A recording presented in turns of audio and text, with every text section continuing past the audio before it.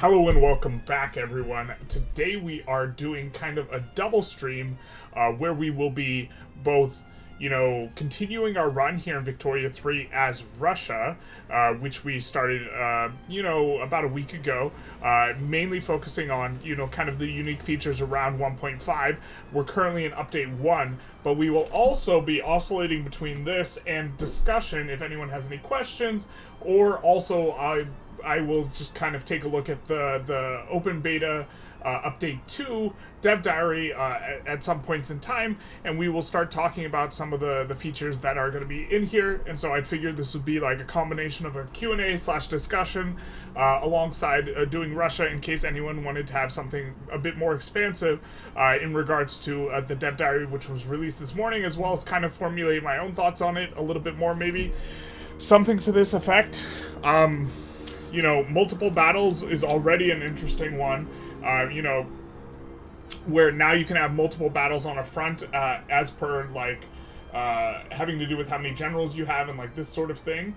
And this will change up metagame because it will allow you to advance, in theory, a lot faster.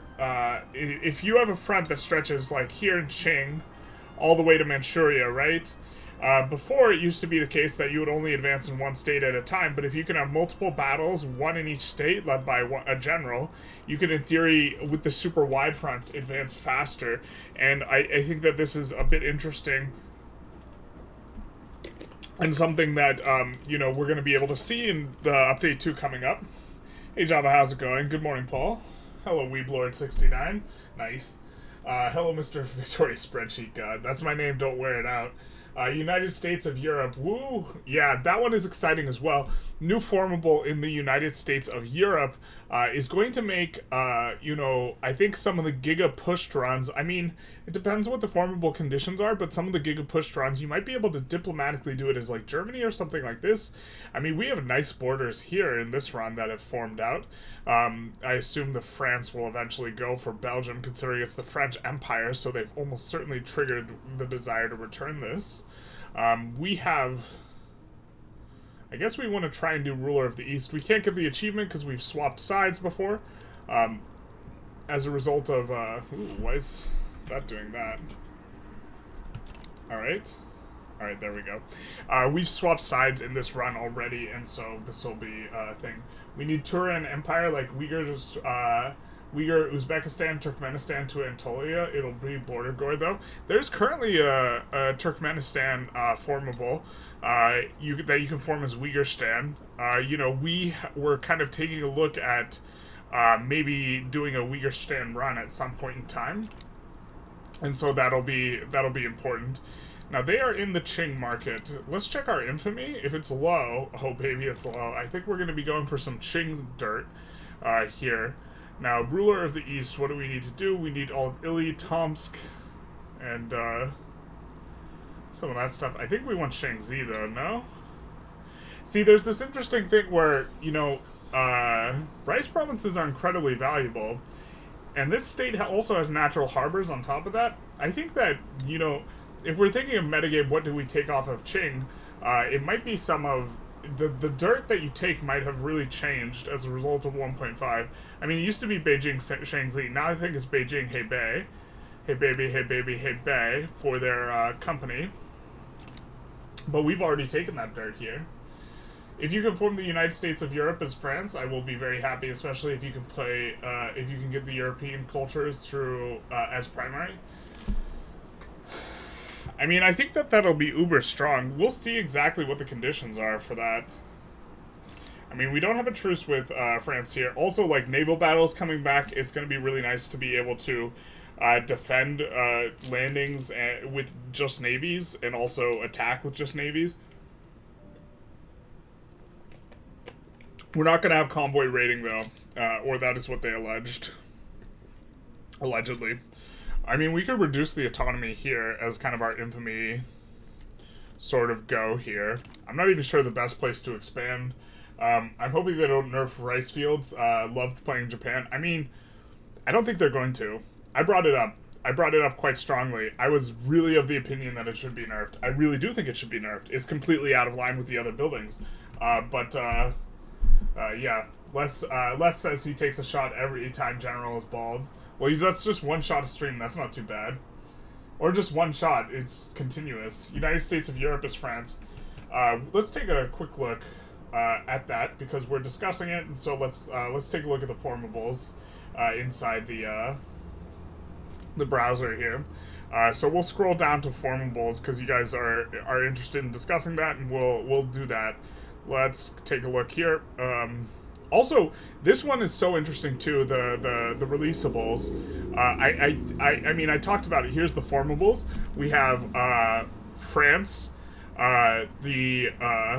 Or sorry, not France. We have Benelux, Rio de Plata, which is kind of just boring to me, or in my opinion. But I guess it'll give you a little bit more play as Argentina. Argentina will be nice to play.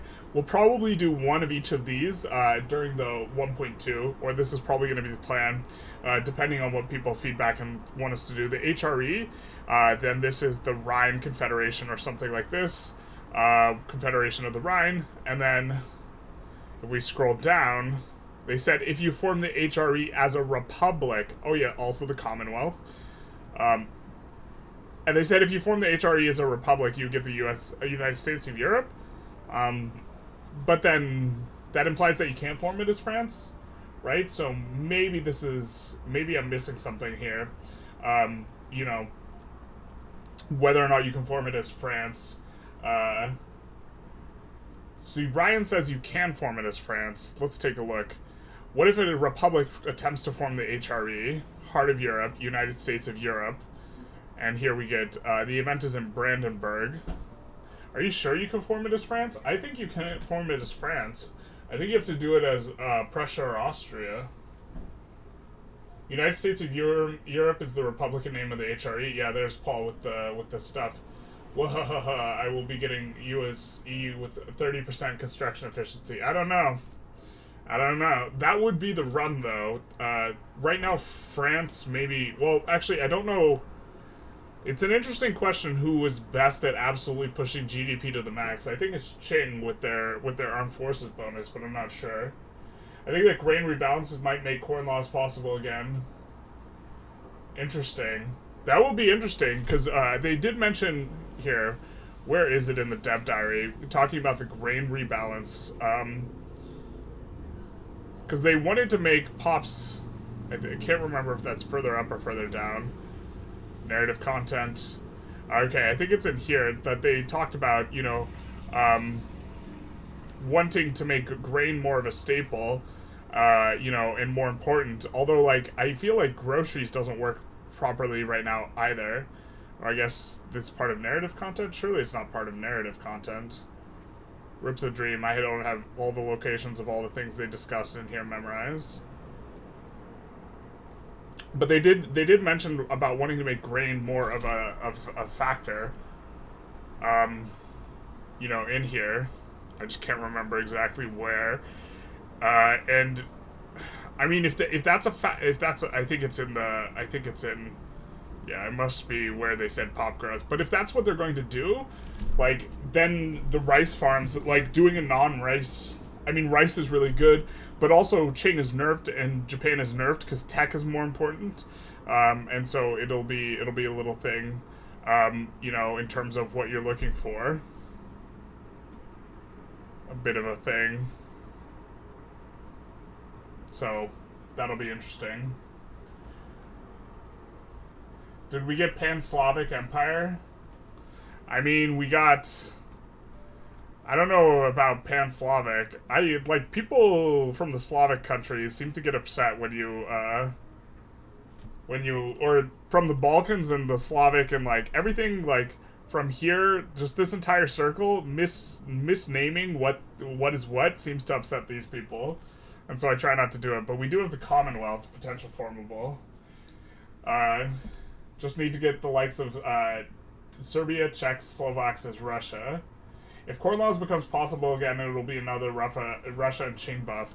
I mean, I actually think what's meta on Qing is to go agrarianism first. Like, even if you could go LF, I think agrarianism initially is actually better, which is an interesting one.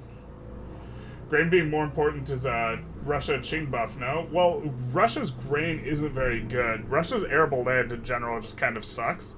But I guess it's a slight Russia buff, but I'm not sure. Control F grain. Yeah, I'm concerned what my Control F might, I'm always paranoid about doxing myself. Here, let's just Control F. I'm pretty sure I just have nothing autofilled in there. Okay. Grain has generally been in a high supply. Like, sometimes I Control F personal information in my browser, and I don't want to accidentally dox anything. Grain has been in a high supply throughout the game and hasn't really provided the important staple good it's meant to be. We have a number of balance tweaks meant to secure the stable supply of grain, in particular to take more effort than it used to. I mean, the general depression of SOL throughout the game also seems to, like, really have a pretty strong effect. Like, because SOL is really depressed in 1.5, generally speaking, and so if you have a really depressed SOL in general, grain is already more important. So, like, the features are already there. There's some decent mobs that do a Slavic empire. You have nothing but animals and grain and lands in Russia. No, yeah, but the grain isn't as good. Like, let's come back into the game. The grain you have is not as good. So the best grain PM, like, rye is generally not very good. All you have is grain and livestock, but on a per construction basis, rye farms are not that great. Like, relative to, here, we gotta pull something else up, I think, instead here to talk about it. But rye farms are not, as a PM, they're not all that great. Relative to rice farms and millet farms. Rice farms and millet farms are where it's at, you know. And so let's take a look in here. So if we come in here and we look at the agriculture, and we are looking at cell efficiency per construction as our, like, primary heuristic here, you know, this is for boosting GDP and overall output. This is for how much you transfer to the investment pool. This is rice, which is very nice, because everything is relativized to construction, which, like, obviously this is insane. So wheat has an output of 160, rye is 165, so rye is a little bit better than wheat. But, like, well, I guess it's a little bit better than wheat. Wheat used to be better because the wineries were actually better on wheat, so this is maybe actually something I hadn't noticed. But maize is 160, and then we see millet is 175. So in general, the strategy has always been to build millet and rice in particular, because the millet farms have the better PMs, but wheat used to be third, but now it's not third, I guess. So maybe it is good for Russia, because I didn't even register this, that wheat farms have been supplanted as the third best by rye farms. And so, okay, so maybe it is especially good for Russia, right? Wheat farms used to be better because wine was, the wine PM was in general better. Yeah, okay. Fair enough play. But obviously you shouldn't be doing anything but you shouldn't be spending any construction on any rye farms if you can build rice farms, and so you should try and unlock rice farms. Like, it's just obscene on a per construction basis, the amount of value you're getting, and so it has some effect to Mappy, and so maybe, like, you want to build more grain, just, like, very specifically initially, but, like, something like this. But yeah, so I stand corrected. But yeah, I mean, like, the livestock really sucks. So, like, you'd rather have it either be empty or have it be rye. With the black soil buff. Yeah, so if you have a buff, then it makes more sense. Yes, it is good. Yeah, it's good. Just in Kyiv, you can make a level 2 to 300 wheat farm. Generalist, what's the hottest rice farms, Chemforts or gold? What is the hottest? Rice farms plus Chemforts? Gold, probably.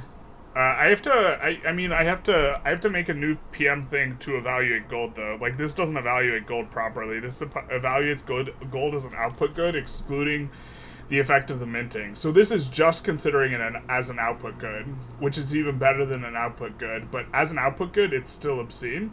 but it excludes the minting, and so I have to actually take. I've been meaning to take a closer look at gold before I do a gold specialized run.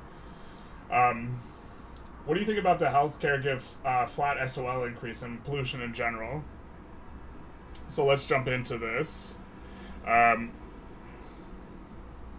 So healthcare now is giving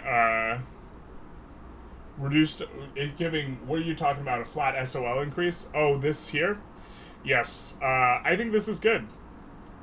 I think that this is they overall depressed SOL, and then they're adding this institution. I mean, like, the institution used to not be very good, and now it's a lot better. And I think that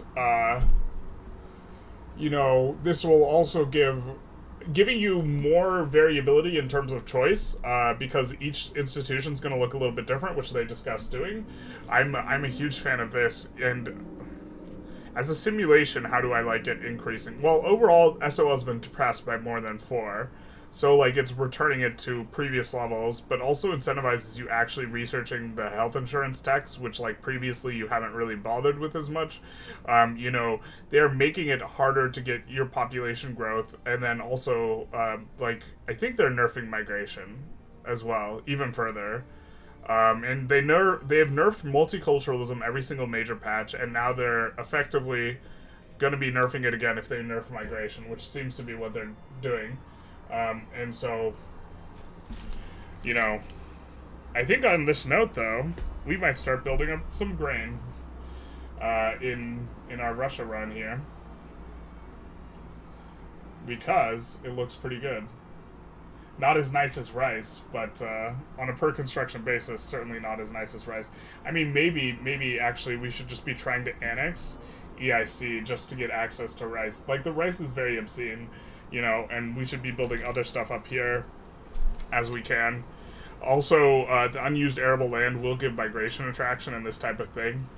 But maybe let's just take a look and where we have a lot of pops and we have rye farm potential. Where do we have a lot of laborers? We have a lot of laborers in Kursk. I guess maybe we also want to look, where do we have sulfur mines? Hay Bay, California. No place where we have a lot of labor, because you could build the other stuff. So let's take a look at Kursk and maybe build some rye farms out. Right next to Kyiv. Yeah, Kyiv has they have wheat farms, which they've already expanded out quite a bit. We'll just kick this on auto-expand and add like 10 levels. And that'll maybe feel good. So General says, Weeblord. I have a question. We have to decide who we want to fight. I was playing USSR and my SOL was very good. Weekly gain as state was 5 million into the treasury. Ooh, you don't want that. Then I passed max level pensions, and 5 years later I was bankrupt. Yeah, so you probably had max level pensions. Are you talking about, let's just make sure we understand, workers' protections? Or are you talking about social security, old age pension? I'm assuming you're talking about old age pension. This actually shouldn't bankrupt you, but I generally don't kick this up to max level. 100% work for what if you have a lot of unemployed people, this is actually like really, really risky, and you might have had a lot of unemployed people. And I haven't done like all the research recently regarding how the mechanics still work, but it used to be the case that if your pops would be paid more by the pension versus what they could get as labor, they wouldn't do it, or something like this, or this is what I've heard. But I've also heard people say that this is not how pops work, and they just generally prefer to work. But if you have 100% welfare payments, you're paying people to not work. Dependence income is like a positive, it's a money making, enfranchisement and dependence income are like money creating effects, dependence income is. But I think you just never want to have that at level 5. Is it really that, like, if you stack old age pensions and workers' protections specifically, and you get both of those at really high levels, that generally kills your economy. And so I try and avoid doing both of those in a general sense. Yeah. The update isn't out yet, so no reason to build grain yet. No, SOL is still overall depressed. you know, a lot of what they said in the update is actually referring to stuff that's already been implemented. Like, they talk about, you know, unique interest group bonuses, but those have already been implemented. And, you know, the people who write the copy for it are not, like, they're not public relations experts. They are the devs. And so sometimes they make mistakes and, like, don't coordinate or this type of thing. And we had 3 authors this time. And so... They talked about things that were going to be in that are already in. Like, they talked about the bonuses of Great Xing, but it's already in. And so, yeah, but like, currently, I mean, the way SOL gets depressed, for longer periods in the game, it's still the primary consumption of the lower strata, and you generally would prefer to make their needs cheaper relative to upper strata needs. And so, yeah. Your population was 300 million. It has nothing to do with the age of the people. It's the employment rate. If you have a bunch of unemployment, that's paying out to the unemployment. And I think if you get those levels of, if you get old age pension and workers protections too high, especially in concert, they can increase unemployment. Is the problem. And so, yeah. Last game in beta on Mexico, and AI dump you with cheap grain if grain becomes more important. Yeah, if grain becomes more important, it'll also affect the multiplayer metagame a little bit. I mean, you already import grain from other people, but if you want to do it even more, it's hard to say. I guess we start a poll here whether we want to reduce autonomy on the EIC or go after China states. What do?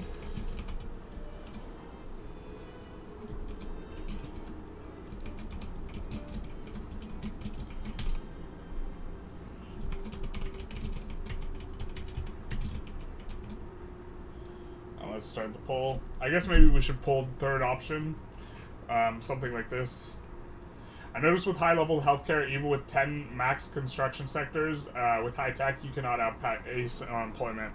Yeah, so the problem is eventually prices... So eventually, what happens with your economy... I've been meaning to make a video of this on, like, late-game economies. But eventually what happens is all the manufactured goods get depressed in price, but all the input goods, like wood, lead, sulfur, iron, coal... all these get too expensive, and so eventually what happens is the profit margins of all of these industries are incredibly high. Of all the resource industries, the profit margins are huge as it approaches plus 75, and the input goods all get depressed in price. And as the input goods get depressed in price, they actually reach equilibrium employment, where their weekly balance is 0, and they're at a level of employment where if they increase employment, their weekly balance will get negative, so they can't go any higher. And what this eventually leads to, and the reason that they can't employ up all the way, is because their inputs are too expensive and their outputs are too cheap, because the output prices have become depressed, and the inputs, because there's a shortage, is too low. And so what ends up happening is your economy stagnates, and you start to get a bunch of unemployed pops. And so the way to solve this is to stimulate the economy with spending. But even at a certain point, you just can't spend enough. You're not getting enough income yourself, because there are a lot of modifiers that just annihilate money, like, for example, the investment pool malice, as you approach 2 billion GDP. And so, one of the interesting things, though, is China's unique interest group. We can even hop back in to the browser for just a moment. Oop. I have to swap over 2 things in order to swap. Forgive me. China's unique interest group. Yes. These guys, and they talk about it a little bit down towards the bottom. China's unique interest group gives minus input good cost. Oh my god, where is it? Where is Harvey Dent? Here we go. The armed forces, the newly created army, gives decreased input goods costs, and this is a money creating modifier. It creates money out of nothing. And the way it works, we can come back into the game and talk about it here. Oh, I didn't click scene over. Okay, so here's the browser. This here, newly created army and the armed forces of Great Xing. That is a money creating modifier. It creates money out of nothing. So let's talk about how it does that briefly. This is what I'm so excited for doing a run for, but they need more mobilization options and stuff for it to like really feel particularly good, and so we might not even do it. But you get the same thing off of peasant levies, minus military goods cost. And the way it works is that the military goods still get purchased at their normal price. So whatever is being purchased here is still being paid, in this case 24, which is basically nothing. It still gets paid to the industry, but you, out of the treasury, only pay 25%. You pay 25% less. You pay 75%. Or if you have the Chinese group with powerful interest group, you pay half. So this means you can spend an extra lot on military goods and spin more money into the economy and increase the price of small arms, for example, higher and higher and higher and higher, even with these things being expensive. Also, notably, take a look at these goods. Steel normally gets depressed in price, tools normally gets depressed in price, and there's a hardwood glut. And so this might be the way to absolutely spin the most money into the economy that you can. And so this is going to be, kind of what it looks like. And so this is very interesting with the Chinese modifier. But this is one way that you can try and avoid the stagnating effects of the late game because your government spending is more efficient here. Generally, in the early game, how you're stimulating everything is you add construction goods, and as you add construction good buy orders, you increase the price of these goods, which allows you to build profitable industries. But after a certain point, you can't really build more profitable industries, and so it effectively allows you to create more buy orders than you would than you should be able to, and so yeah. A spider just webbed in front of your face from the ceiling and is just staring at me? Don't kill it, it's a sign. Let the spider be. Let the man play. Let him cook. They also need to add prospecting for stuff like coal and sulfur. This would be interesting. Yeah. Any plans for the next 3v3v3 will be? I'm guessing it's going to be 1.5. I tried twice to get a 3v3v3 game together, and no one would. I couldn't get enough people, and so that's probably going to be the case. Also, probably not going to do a stream this Saturday. This is probably going to be the last stream on this update, on update 1 of the 1.5 beta. And so, and we're going to be largely talking about update 2, because I think that's generally what more people will be interested in, rather than watching me play Russia. Although if this is not the case, then yeah. Oh my god, the poll is so close. You'll find more in the same province over time with tech regarding the suggestion. I agree that would be good. Hey, Generalist, says Banana Joe. Quick question. Hypothetically speaking, if Paradox ever added a currency system to the game, do you think that would affect the game positively or negatively? Same as IRL, but simplified? If it adds complexity that is tedious, then it will be a negative. If it adds complexity that adds greater depth, then it will be a positive. Very often games, when in an attempt to be more complex, they just add tedium to the game, and that's not interesting or good. However, in terms of being a better simulation, you could add money supply. However, the Victorian era and is kind of following on the heels of Adam Smith and the death of mercantilism as a economic philosophy in Europe. And the mercantilist idea was that we had to preserve as much gold as possible, so nations would store a lot of gold. And this is actually not smart economically. It's not about gold, it's about trade balance, in terms of inflation, deflation, these types of things. And Marx was or not Marx, definitely not Marx. Smith was you got to trade a lot, and trading's efficient and it's good in free trade and those types of things. And so it's protecting the money supply is not something that should be a mechanic, especially if you're trying to simulate and glorify Victorian economics, at least from my perspective and my reading of Marx and other historical economists and this type of thing. And so I would be leery of a system that would maybe cause you to try and protect your gold supply, which is my understanding of how Victoria II played out. And so, yeah.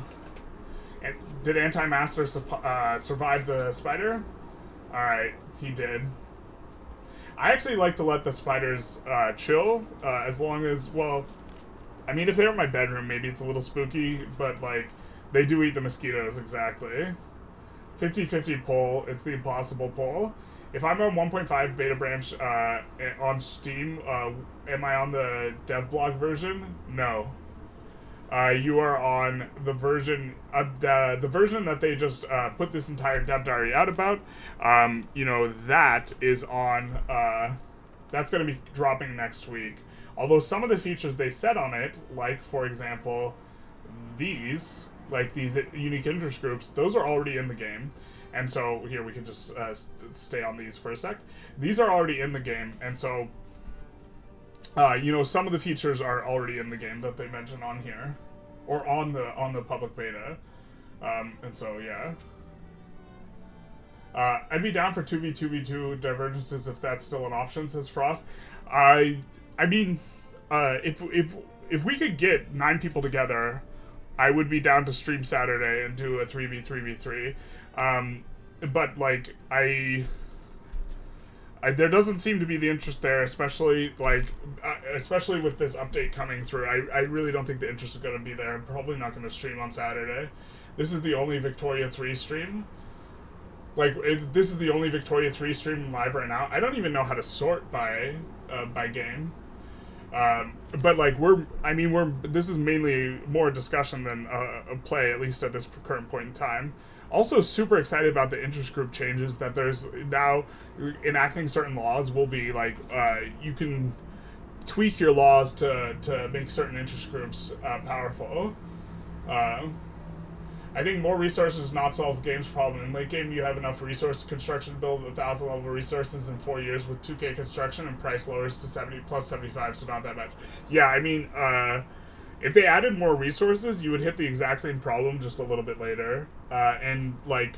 It's when everything starts really slowing down that it becomes like a slog and your GDP growth slows, and so it would just be, when you're cruising with 20K, 30K construction, in these number ranges, the difference would be you would stagnate at 30K construction instead of 20K construction. I think it would be the difference, and so yeah. The mercantilism was about exporting as much as possible, yes, and when import was necessary, you import chop resources to manufacture what you need yourself, is how I understood it. That is correct, Paul, but the underlying philosophical motivation behind it was accumulation of gold. I think I might have misspoke earlier then. Or slightly misspoke. The underlying philosophy was that you did not want gold to be leaving your country because that was an indicator of wealth, and you wanted gold to be entering the country, and that's not the case. When another country can produce something more efficiently than you, and you can produce something more efficiently than them, you should trade. And trade creates net benefit, even in instances when you are better at producing the thing, if they have a comparative advantage. And I often misuse the term comparative advantage when talking about Victoria 3 concepts, but a comparative advantage is let's say Mexico makes rubber duckies way better, or makes rubber duckies worse than the USA. And the USA also makes steel better than Mexico. It can still make sense for the USA to trade steel for rubber duckies if, relative to the difference between their output in rubber duckies and steel, the U.S. has a bigger margin of advantage in steel than they do rubber duckies. I think it's more of a deficit of consumption problem. Yes, but consumption here. Let's jump back into the game. Consumption is driven entirely, or it's driven by government spending in a large part. And eventually, there are various effects that depress your ability to drive demand. So, if in our construction sector here, we have demand, we have buy orders for steel. If we go to perm, we have sell orders for steel. These buy orders are stimulating this and allowing all these downstream industries to be profitable, and all these pops to be employed, and all these wages to be paid out. And in turn, these wages are spent on consumer goods. As you stimulate all the industrial goods through government spending, namely construction, you also stimulate all the consumer goods because you decrease the proportion of your industry that's consumer goods. So if we had 100% consumer goods, the prices would just collapse of all the consumer goods. If we have 10% consumer goods, all the consumer good prices will be extremely high. And the way you get 10%, well, you actually don't get 10%, but the way you would get it is by having a bunch of industrial goods. And so everything comes back to government spending, but your government spending gets depressed you know, by this money annihilation effect, as well as other effects. But again, back to the point with China, is that is not a depressed modifier, that's a money-making modifier. But the problem is like, okay, let's take a look at our overall national expenses. 750K plus this, so around 2 million. Of that 2 million, 27K is goods for military buildings. It's not a large enough proportion of the overall economy, you know?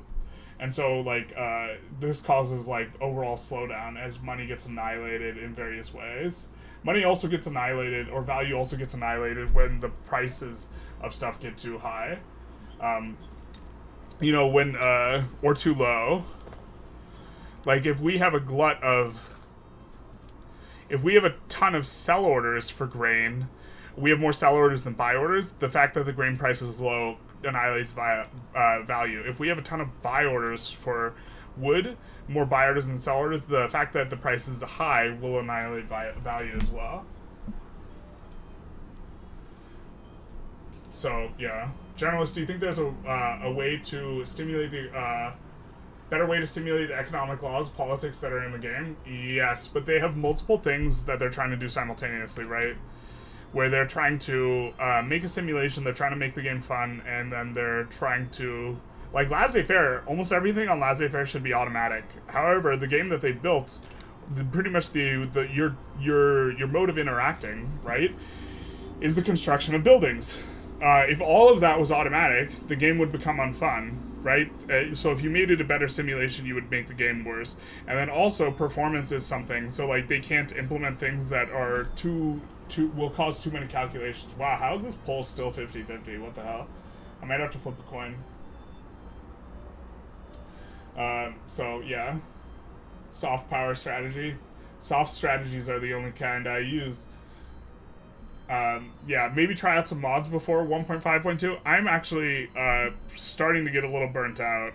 I've been playing, like, I've been recording so much every single day, and so I will probably just maybe play another game or, like, go on read a book for like the next 5 or 6 days. I think I have enough recorded to be releasing 2 videos a day for the next, like, week almost. Paul34 says, Generalist, I have an alt history mod that you can recommend if you're interested. Is it the one that you linked in the... Yeah, okay. IMO laissez-faire is OP because you have input. It needs more nerf to be automated. It needs a nerf to be more automated, just like multiculturalism. This is fair, maybe. I think laissez-faire should still be the best system for stimulating the economy. And I think that interventionism, like... Intervention is, like, the historical... The historical understanding of the time was that laissez-faire was better than, or like the historical takeaway is that laissez-faire should be better than interventionism. I think you only get, like, some of the problems with, like, later capitalism, like, in a more modern time. So I don't think interventionism should be, like, competitive, but multiculturalism should definitely be changed. All right, reduced autonomy on EIC is winning right now. They seem to be winning by a decent margin. We are going to do that. We're going to end the poll and reduce autonomy. But yes, if you have any sorts of comments concerned... Oh wait, we didn't even think about the chance that they would say. We're gonna have to land them. Okay, I guess that's an us problem. We do have this new Russian army. So we should have maybe gone after these guys first so we would have a land route. It's going to be tremendously awkward if we can't get in on them with a... Alright.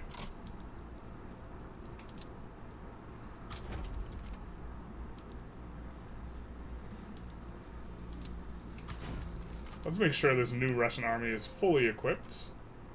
We're not going to use forced march because we don't want the morale loss. And we're going to mobilize them. And then the home front army we will also mobilize and send back to the home. And we will kind of continue off here.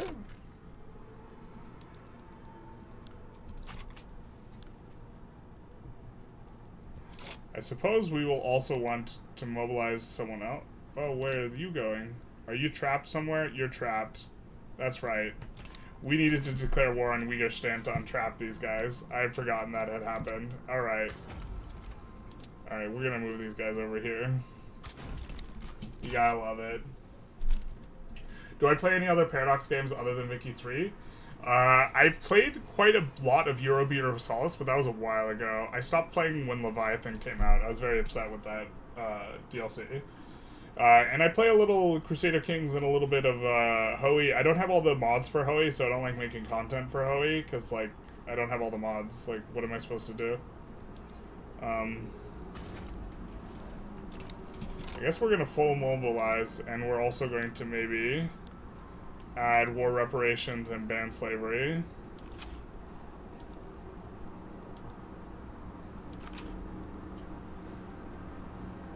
Maybe we try and land down here.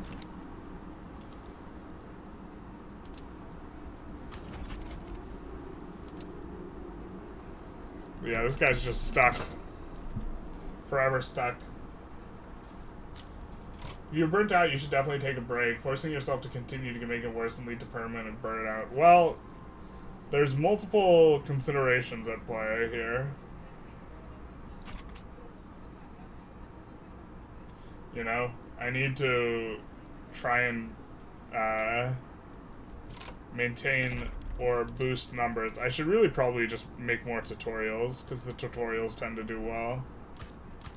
And less playthroughs, but also, like, I feel bad when I don't understand a concept very well, and then I want to make a tutorial on it, right? So I need to play in order to understand the game better, is the problem. Stupid Chinese contingent. Maybe we'll be able to get in. I guess they don't. It looks like they only have, like, what is this, 18k? That's, like, nothing. I mean, maybe they'd also just back down, which would be pretty fine with that. They're worried. That's a 50k stack. So wherever that stack is, we're gonna land between North and South India. We're gonna land a different one. Where are you going?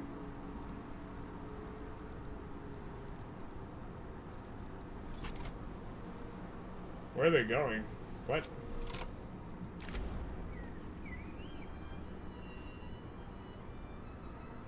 Where's getting the qualifications? No, we'll just take the enactment chance. Not sure what this strategy is about here. Or even where they're going. I'm so confused. Are they trying to naval land? They can't naval land yet. Color me confused.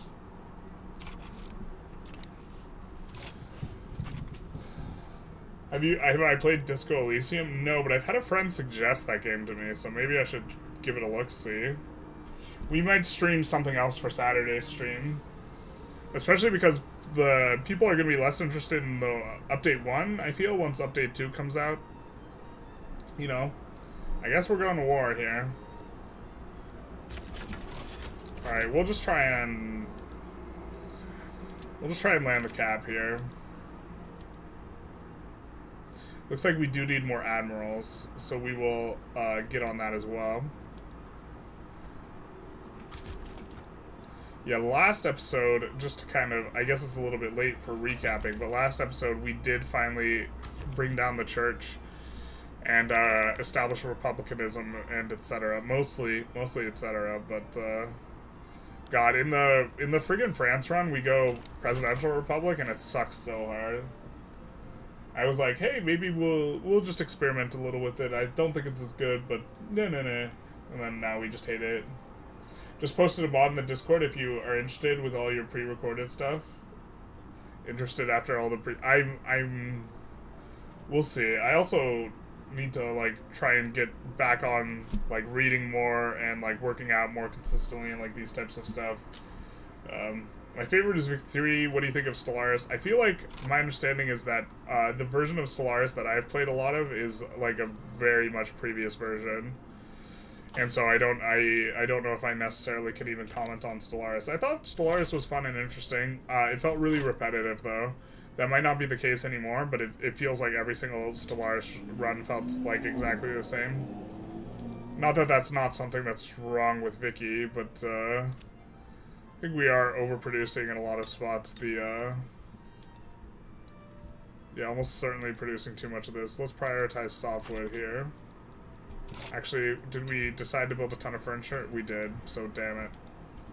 But in places where we're not building a ton of furniture, we need to prioritize softwood, I think. Which maybe makes them employ a little bit better. Oh my god, all these are gonna get so tedious. The railroad stuff.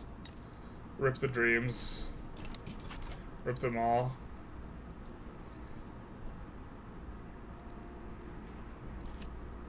Without a clause. I freaking love that. Okay, we can give approval on someone and boost them up. I think the trade unionist... Do we have the Intelligentsia bonus pretty securely? Yeah, we do, so we'll take the cloud on them. Someone's our new chancellor. Someone died. Oh, we got an election. Same difference.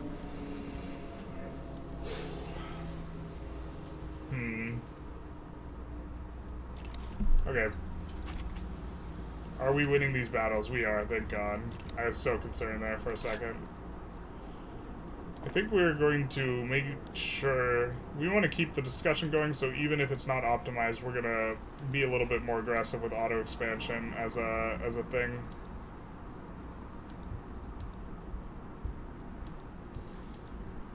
I think this won't cause a shortage. Maybe it'll cause a shortage. We'll see. Disco's awesome.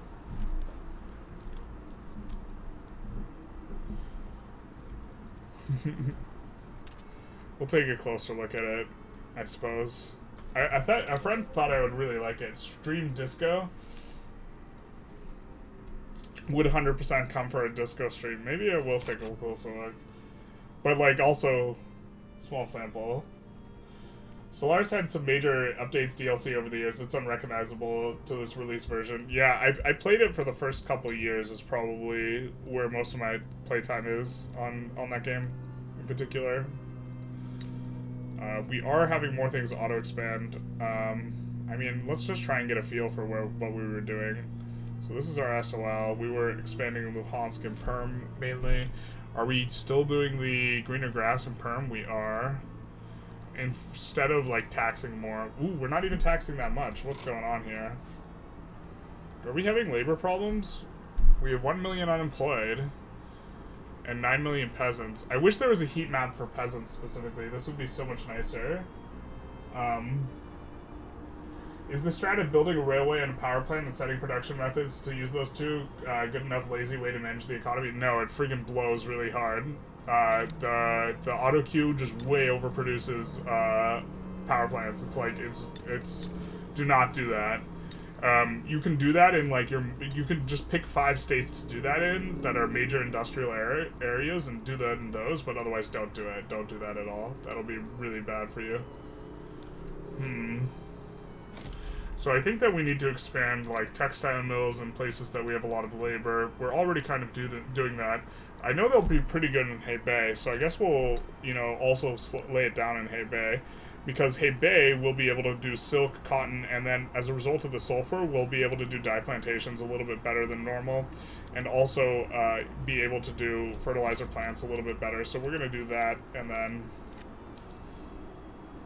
And also, pops can migrate from here to Hebei, so that's going to be good for us as well.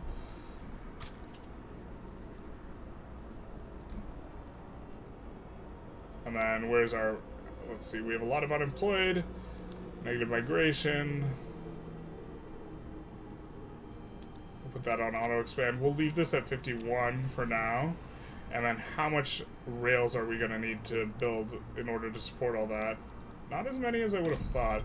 So like maybe 3 or 4? We're just going to do 3 and see how that feels. Stellaris was something else. Just remember when you used to be able to move pops, just send every egalitarian to the gulag. It'd be like that. I can't say for the money distraction from investment is what hurt consumption. Isn't that big a deal. Late game, 30k construction is just redistributing the wealth and increasing the price of coal and lead. 30k construction is just redistributing the wealth. No, but the... So if you are getting money in the treasury, you are extracting it from the pops, right?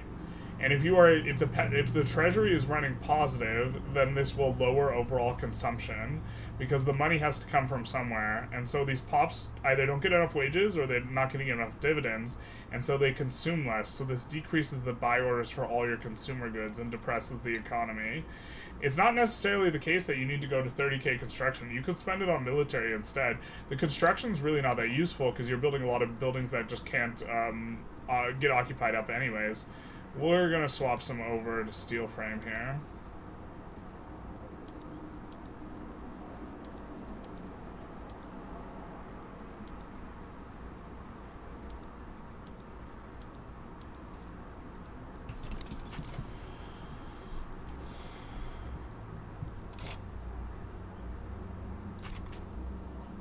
Hopefully 1.5 will fix the auto queue so much that microing won't be necessary. Right now, microing is just so bad. And we are looking to maybe increase taxes, right? We're barely in the 90 legitimacy tier, but this is kind of whatever, right? Wow, the trade unions really had a pop off. Okay. Maybe we want to make an adjustment here. Also, our petite bourgeoisie is super caked up. What the hell? Okay, maybe an adjustment. Adjustment's definitely in order. What laws do we want to even pass here? An ultimatum. Yeah, let's lay it on me.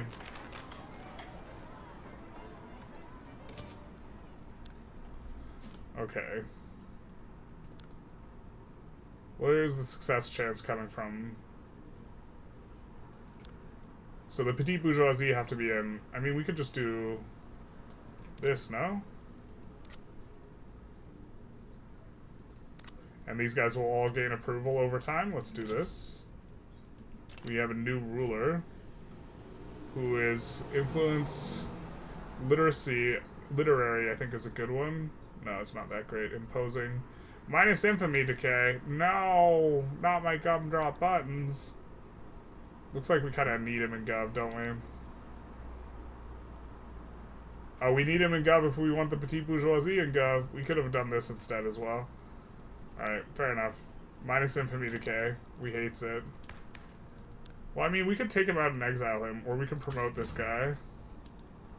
We could grant him leadership. He'll be mad, though. The pacifists really won't like our policing ways.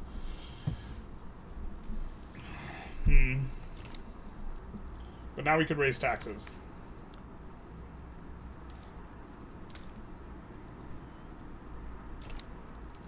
And add a consumption tax. We could add migration thing, but we're just going to add a consumption tax here. Could add 2 probably, but I think we don't want to run negative authority. GDP is kind of cranking up at a nice pace. Let's slow this down a little bit and catch up on the chat. Here, let's also do...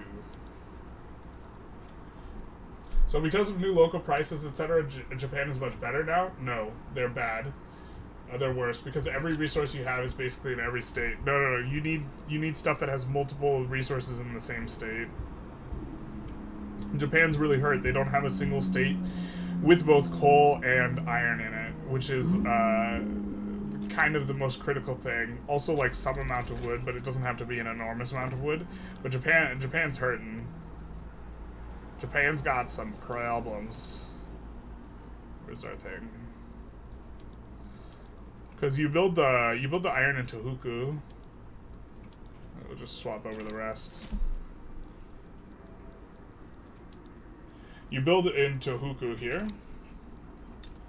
Well, not if Russia takes it, and there's no coal here. So this means your input goods for steam donkey will be more expensive. Your input goods for condensing pump engine will be more expensive. It takes in coal, right?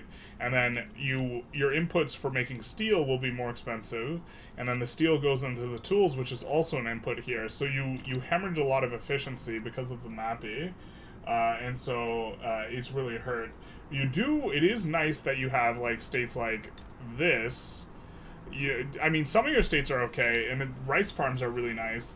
And so I think you end up building rice, and you lean into rice. You can build fertilizer here because you have sulfur, like, fairly well. You have some states that have a decent amount of logging, you know, like, the fact that your logging's not booty is, like, somewhat nice, but, like, having to pay more for coal multiple times is like really, really rough, relative, especially early on. And so like, yeah. According to the deficit logic, USA with 33 trillion debt is the meta. I mean, running a lot of debt, yeah, that would be meta, basically. The super late game, you should just be, like, full, like, 95% plus, is kind of the way you do it. My France run coming up, you can see flirting with disaster. But, like, you do this knowing that you won't have to randomly, like, full scrape the bottom of the barrel for military reasons. Like, if you're playing PvP, this is not necessarily what you do for, like, non-economic considerations. Literary gives infamy decay, no? Does it really? Let's check. Oh, it does. So he evens out. He's the literary imposing man. He is imposing and literary. So Russia is great then? Perm is, yeah, Perm, in my opinion, Russia has the best mappy states in the game. I think Perm is the best. I think Ural is second. I think Silesia is third, and then after that it's Wallonia. And then after that, probably Korea with, this one.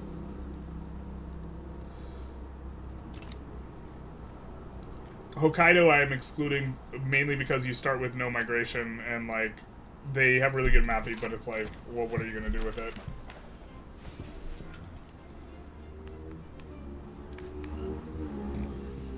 Alright, we're going to buff the Industrialists, who are powerful. But it looks like we're just getting in here, so we can kind of just be in a little bit of half-chill mode. I just did a seek run with everyone, with how everyone says no mappy state equals unplayable, I found it much easier out of the 1.3 or before. No, Seek is different though, because almost all your economy is already in one state. Like you're not building stuff from elsewhere and getting it. You're just eating it. Well, you have to eat it for the market price, but you're not eating it in two ways, right? You import the coal, and then you just suffer there. Here, you're suffering twice because you produce the coal and then you import it and then you consume it over here and then you buy it for less and then, yeah, Seek's a little bit different though because Seek is less disaffected by mapping because all your stuff's in one state and you do really, really well on clothes. Like, I think Seek made off much better than Japan because you get to produce dyes, silk, and cotton all in the same state with a 20% throughput bonus. And so, like, I actually think Seek, like, trying to export and focus on clothes is actually a really interesting run, maybe. You just pay more for construction. I don't know if it's easier than 1.3, but it depends on reverse sway. Sakhalin has no people for any industry. Yep, you need to open borders and wait for infinity to populate it. Yep. This is the reason why Hokkaido, even though Hokkaido is the absolute best mappy, like, in terms of having whales and fishing as well, and also has rice, which is nice. I mean, it doesn't have silk, dyes, etc. Like, you can make an argument that, well, actually, you can't. So, like, Yunnan is maybe the best rice state in the game, because it has iron and coal, and, like, a really large amount of logging.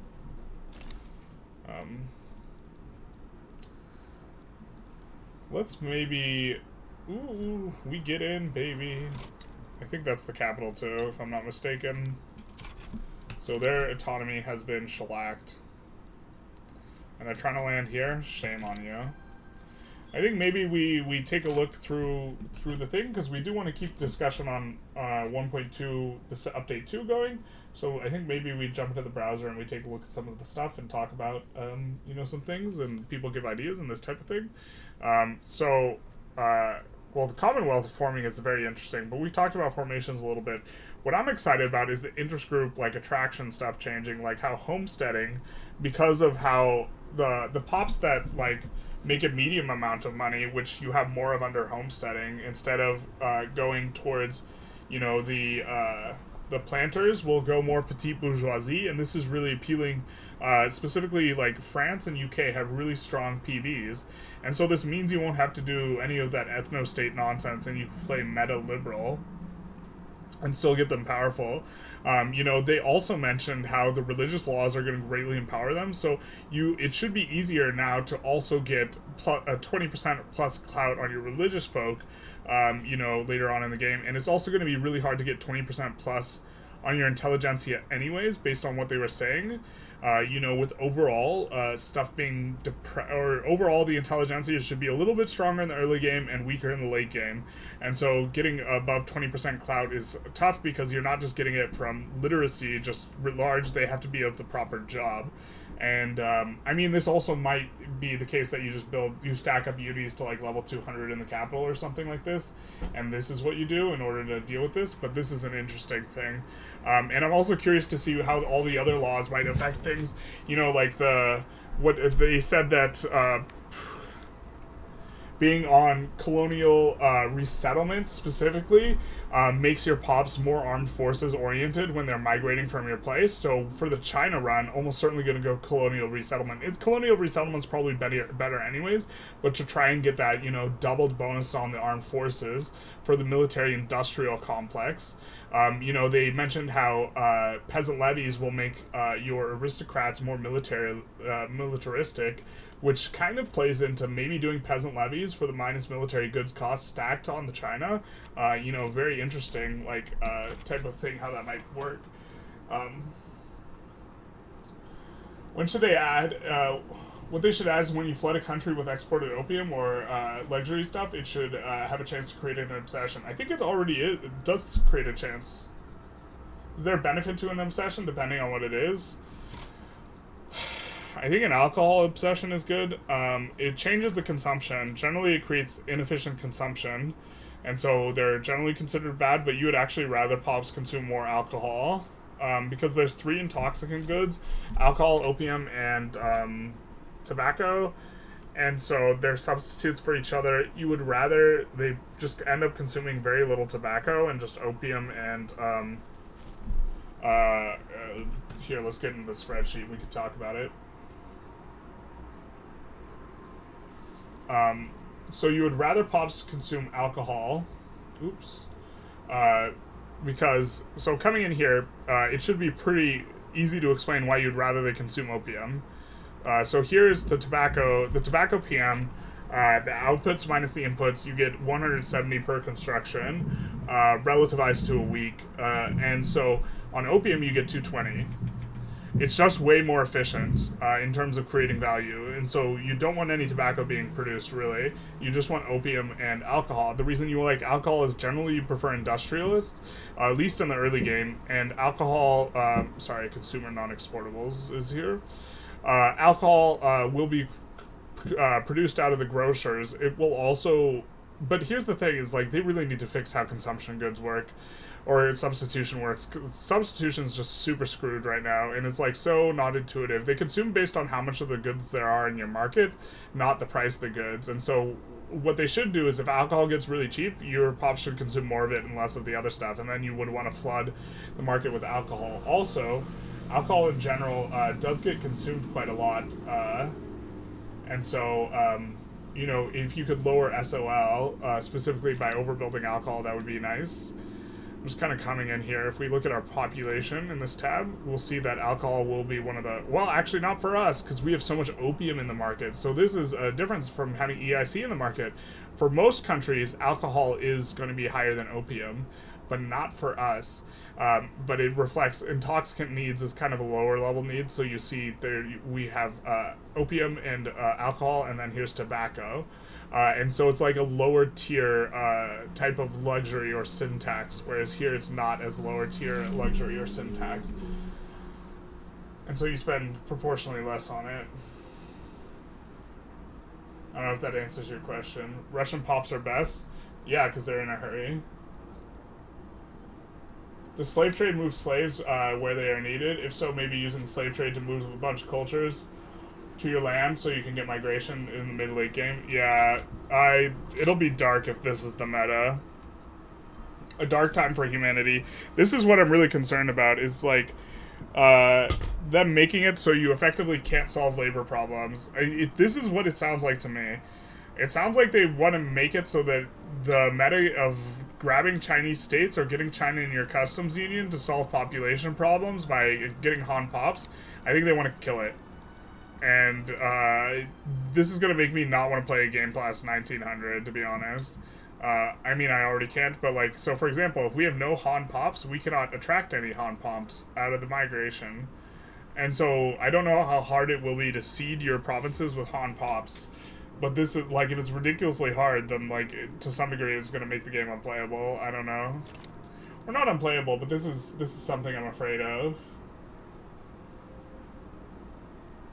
Do you think Diplofixes and optimization are in the future for Vic 3? Well, the first DLC that they're working on is actually a Diplo one, and it's supposed to release next spring. I think alcohol addiction is good. Put it down in the quote. If your mom asks what you're watching, just say, what's up? Hey, Generalist, do you think... Oh, okay, I already asked it. Giga Chad Slavs. My grandfather would be proud. Hard to evaluate this now, but moving bonuses from IG to Pops is so good and immersive. Interesting. Do we have an obsession with alcohol? But the main idea is you're trying to kill tobacco consumption more than anything else. No obsessions. Ukrainian, no obsessions. Polish, no obsessions. Belarusian, South Indian, Han. Oh, that's right. I forgot. We helped the Han win their opening war, so they don't have the opium addiction. Taboos, liquor, and wine. Finnish.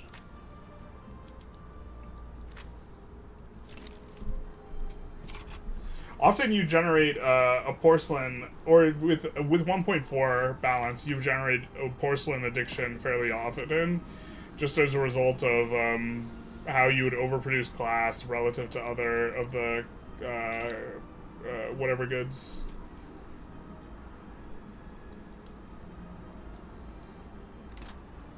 You know, glass relative to the other luxuries. Or you would need more glass than you would simple clothing and simple furniture.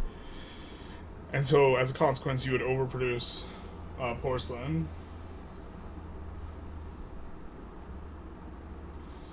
Yeah, the substitution is perhaps the worst example of economy actually being simulated. Because that is 100% not how substitute goods work. They should actually just call it something else. But, okay. I think our EOS cap, what is our EOS cap right now? What are we doing with? What's your name, girl? What's your story? Alright, so it's 31. So let's just kind of take a look at earnings. So food industry is 2.4, 2.8, 2.9, glassworks. Tools are pretty good. Fertilizer's pretty good. Tools, fertilizer, glass, steel. Okay, tools, fertilizer, glass, steel. Let's see if any is close to 31. Their earnings are butt, though. But here, the earnings are good. So we're going to add a stack there. Tools. Let's get you above 31, my friends.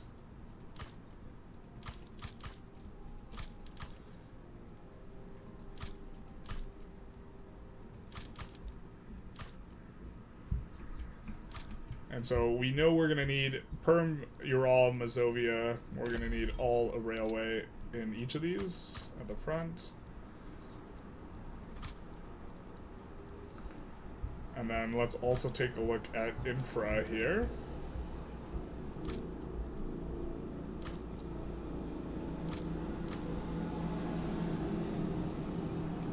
Put these at the back and continue on our way. Can't wait for the the harder drugs DLC. Yeah, I don't want to talk necessarily about the harder drugs on stream, but I'm with you from I believe in it in terms of it being funny, but I don't want to get deep proud or whatever on that basis.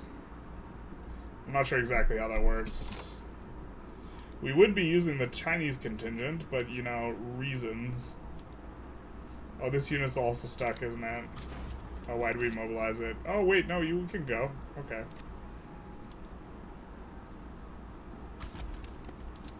We definitely have to deal with Uyghur next, to try and free our contingent.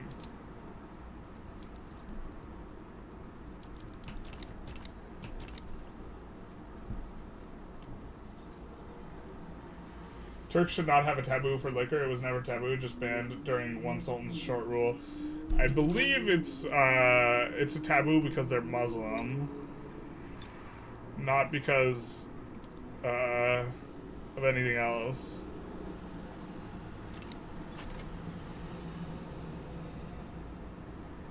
I don't think they'll listen to you about that. It's categorical for all Muslims. All Muslims have this. This is not a Turkish local thing. All Muslims have a taboo on liquor and wine.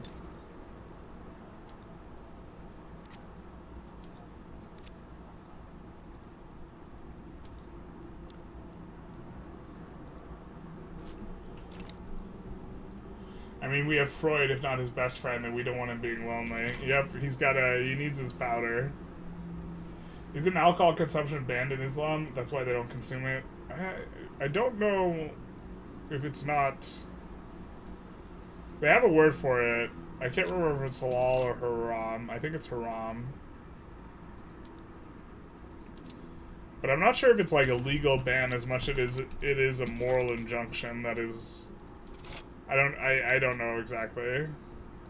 Although, to be fair, for a lot of those areas, a legal moral injunction is equivalent to a legal ban.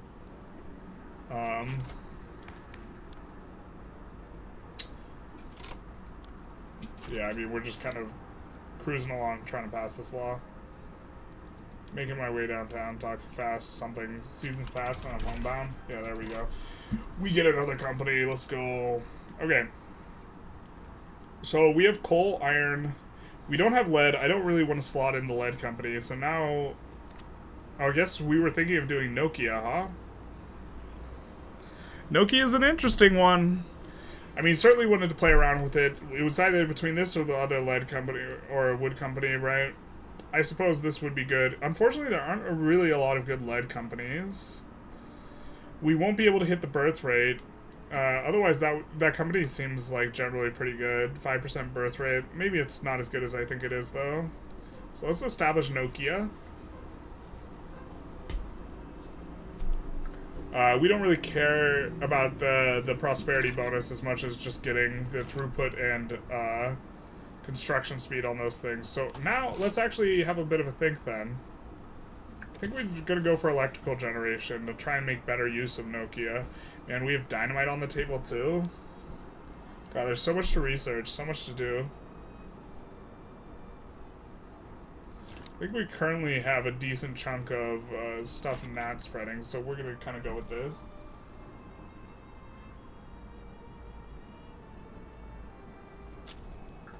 Weavelord says they did, but nobody cared about it in Ottoman times. Specifically Victorian era Ottoman times, no one cared about it being haram. I mean, like, they're doing it categorically, though, you know what I mean? Like, oh, that's our Diplo play, that's why we can't sway. So it's like, it's Muslims across the board, categorically. Although, you living in Turkey, like, you can let them know, you can put it in and be like, yo, this is not... we didn't care about this here in the Ottoman Empire.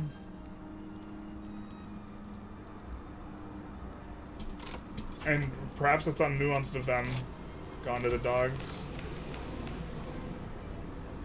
We'll take that. We take those.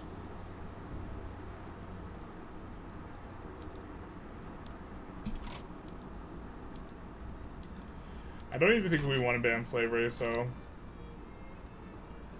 It's haram? Okay, that's what I thought it was. Halal is something else.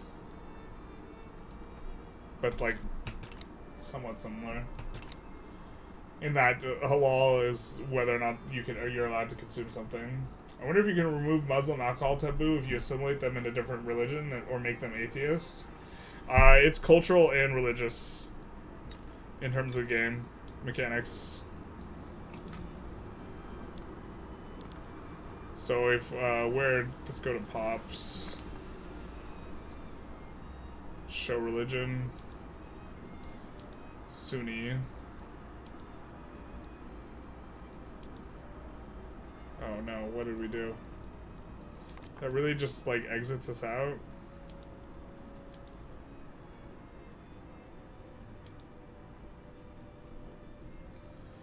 my god, I'm pretty sure it's tied to the religion as well. God, this UI freaking sucks.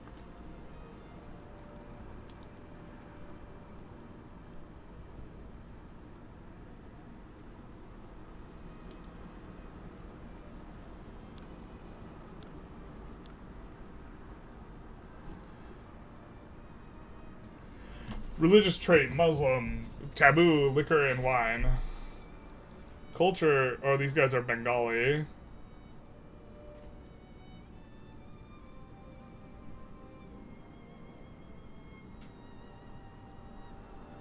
So I think it's tied on both.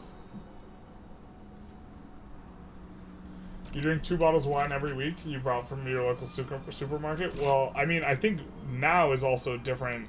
Saying now is the same as this. We're gonna let them have slavery still. Actually, should we ban slavery? Alright, time to pull it up. Start a poll, ban slavery.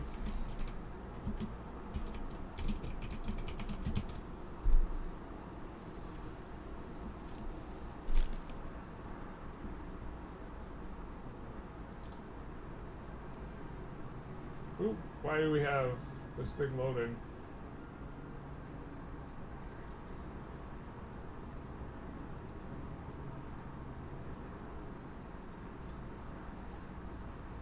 Here, okay. I guess that didn't...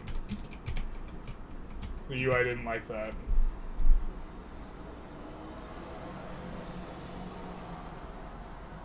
Okay. Is it natural growth of healthcare 3 times bigger than migration accepted with the accepted Qing market now? Not? Now not? We definitely in the France run, we definitely getting a lot more from our natural growth now than from migration. But like it's all exponential, right? When you increase the migration, you're just getting more pops, and then those pops are there, and then those pops do pop growth. And so, especially like with higher pop states, it's less of a factor. But with lower pop states, I think the initial migration's like really important. Looks like people want to ban slavery. I mean, in Saudi Arabia, if you drink alcohol, you face punishment from the state, even in 2023. Yeah, I would not want to visit Saudi Arabia. But I'm also like a secularist, so there's other things going on there. Hello, Aether. How's it going? We're going to jump back in and maybe try and discuss something from the update in just a minute here after we finish this war. I suppose our pace of play is maybe going to be a little bit slow, given that we want to have a little bit of a dual-track thing going on. Is there any context?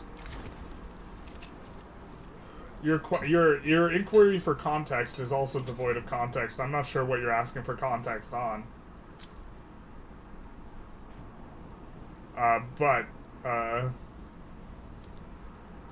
we are trying to both have a discussion about the update, which looks pretty substantive, and then also, you know, ooh, I can use an alternative thing. You're a state atheist? I think state atheism is bad. I think any type of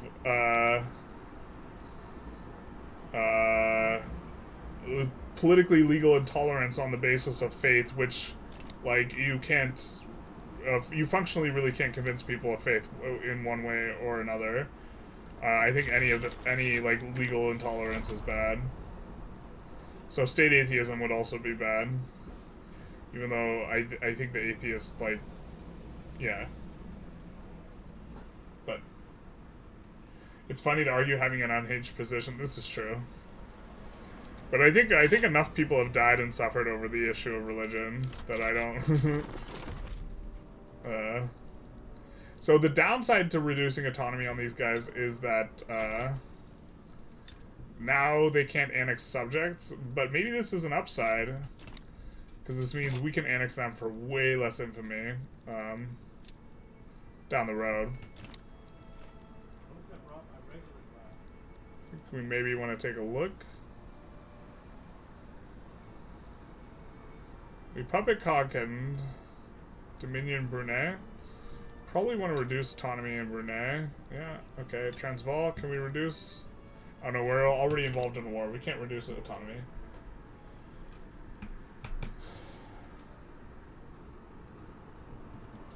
Yeah, I think you're 90% atheist? I'm not sure. I think that means you're agnostic. Although technically, like, a lot of atheists are technically agnostic, so terminology is hard. Do we have... Okay, we don't have a truce with them, so we're gonna try and let our people go. And we want to get... I hate the Veil Protectorate pops. Ili and Tomsk as well. So we'll go for Ili and try and get our guy out at in the same war, I think.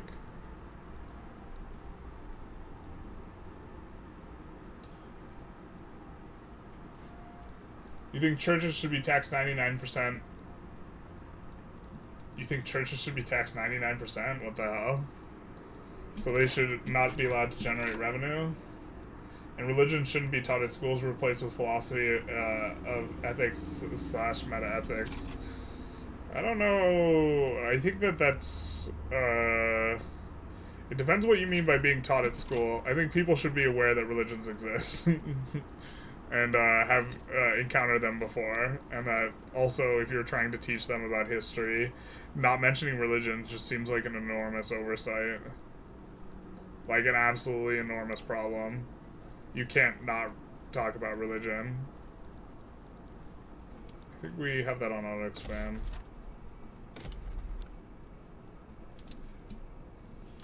Bro, is rotary valve engine S tier now? Did I miss this on my video? We're just like running out of pops everywhere. It's like, man, it'd be so nice if we had a way to like save labor. Here, we're gonna lay down some in a couple spots and put them on auto expand. We're not quite out of labor. Like our eco is like still doing relatively chilling. You believe something, whatever that is, you have no clue. Karma.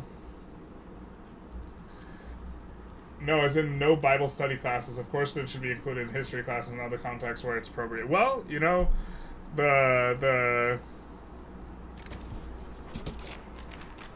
you start having less and less clear lines about what's appropriate.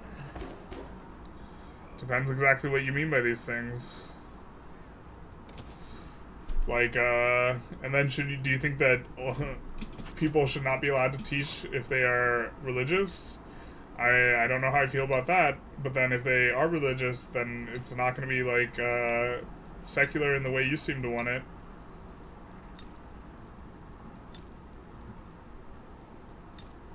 Although, like, I don't want the chat to be hostile either. Like, I feel like the topic of religion generally leads to hostile discussions, so I actually try not to have it too often, even though I like have a lot of opinions on it. Are we just supposed to try and pop off on rye farms a little bit?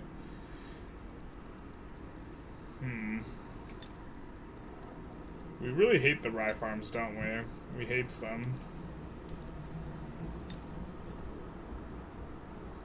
Probably gonna do a level 51 in perm, but I think we want, for migration reasons, we want the stuff unoccupied in those areas. And it's areas that just have like no resources like this that we want auto expanding more so. So here we would not mind an auto expand, especially because Kursk has a ton of pops. And we have that, but why don't we 31 it as well?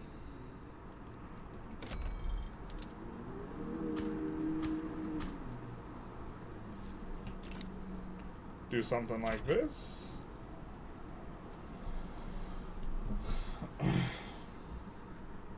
You want religion lessons in sci-fi club? Oh man, someone's trying to antagonize the people in chat. Uyghur should get the little western part that Qing owns. It makes no sense. Yeah, I'm not a fan of this either. Especially because this would actually make the Uyghur run easier. I think they don't have... Oh, okay, they don't have... They do have other stuff. Look at this mappy though. Bam! Look at that sulfur mine. Hot damn. The mappy is not ridiculously bad. It's just kind of bad.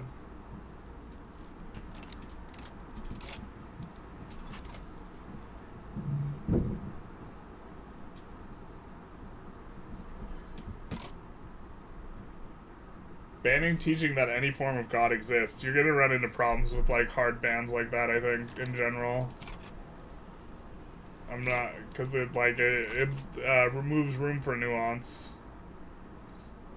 And it also depends what you mean by exist.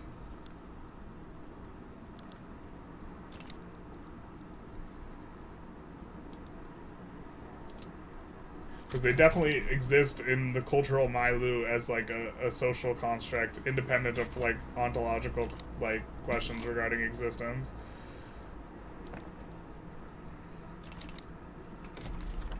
Like they definitely exist in some sort of way, and denying that is like an absurdity.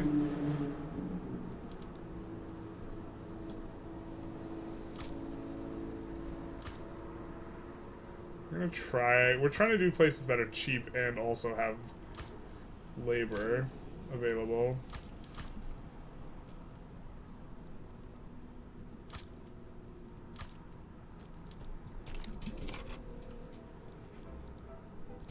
Are we just popping off here?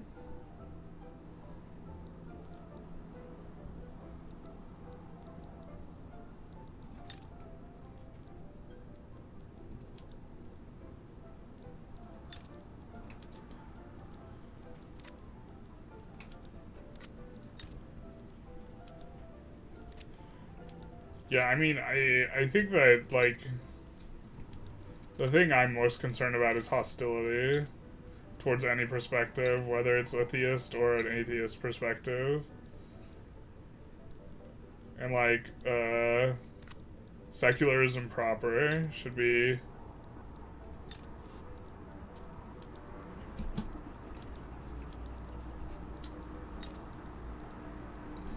actually secular and not what's like sometimes called militant atheism, where like you're actively trying to convert people to the atheist position.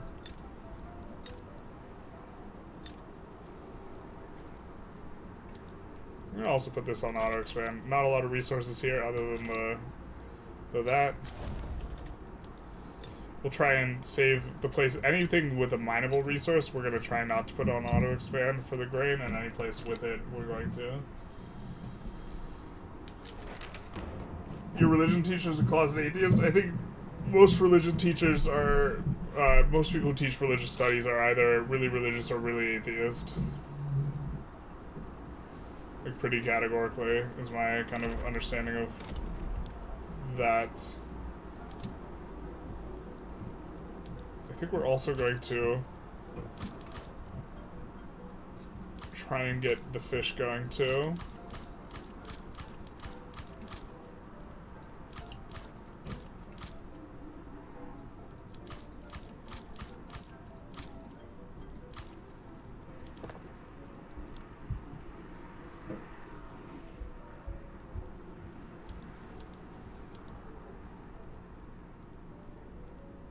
And then, alright, looks pretty good.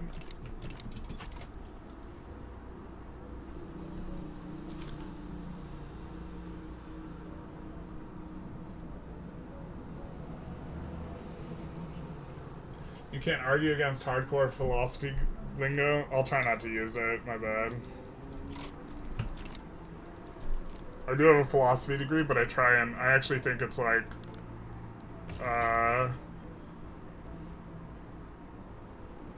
people should avoid transfer Dutch East Indies, sure.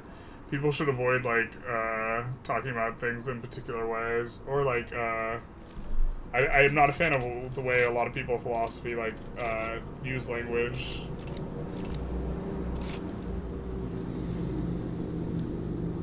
Where is this? Dutch bourgeoisie revolt? Oh, it's a Dutch revolt.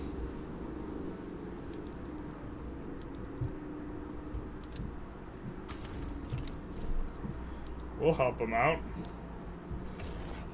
That makes, if it's existential, you know, willing to transfer subject makes sense. Uluru versus who? Australian uprising. Oh yeah, baby.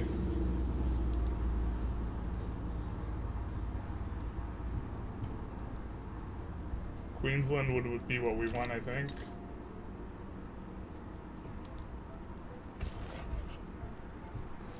I also don't necessarily want to make this like a religious. Well, I don't. Nah. It's complicated between wanting to make it like religious, or like wanting to have open and free discussion and wanting to maybe like avoid the topic. Like in terms of secularism, banning the discussion of religion would be like whether in the affirmative or the negative would be kind of where I would lean to in terms of my bias. Like, secular is definitely not... Arguing that God doesn't exist is not a secular position, right?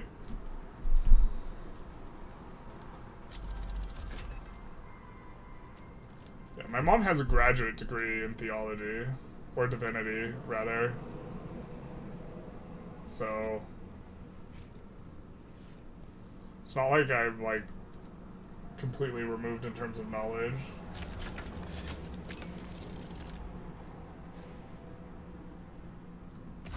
Yeah, the people who support Antifa, like, I'm not a fan of that. I mean, I'm a fan of not being fascist, but that's not, I don't think, I think that the Antifa's, like, very loosely organized, and, like, it is a bit, perhaps reckless to associate yourself with Antifa, given the fact that they are very loosely organized. You don't want to be affiliated with a group that, like, you're not even sure what they're doing.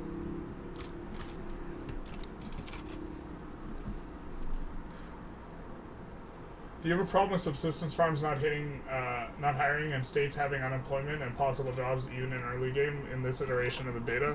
Not that I've noticed.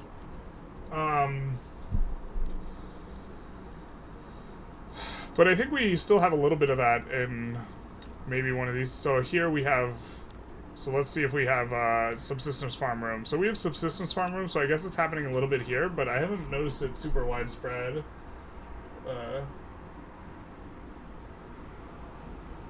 You just wish that the separation in church and state existed full stop. No issue with personal faith, but the Syria box says separation, let the box be right. Yeah, this is, my position's a secularist one. I also, like, don't think, because my positions, I don't think being an atheist makes you more moral, and I don't think being religious makes you more moral. And so, like, it's, like, I think if either of the two were the case, you could maybe make some sort of argument, but I don't think either's the case. And I think both sides tend to think that it's the case, and I think that's wrong. I think it was incorrect.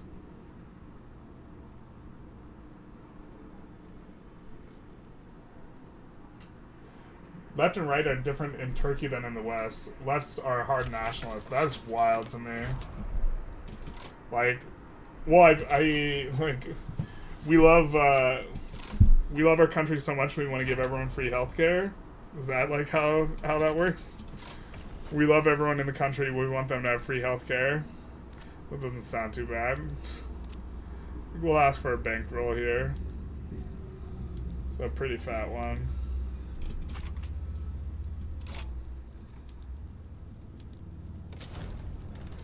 I hope they adjust this so it's not so easily abusable. I understand that. Alright, so transfer Norway will actually do a literal nothing, because since we're a republic, they'll just instantly be freed. Cursed Russia. It was the best of Russias, it was the worst of Russias.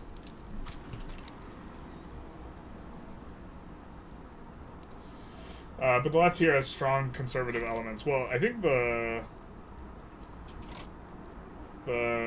Turkey in general is more conservative.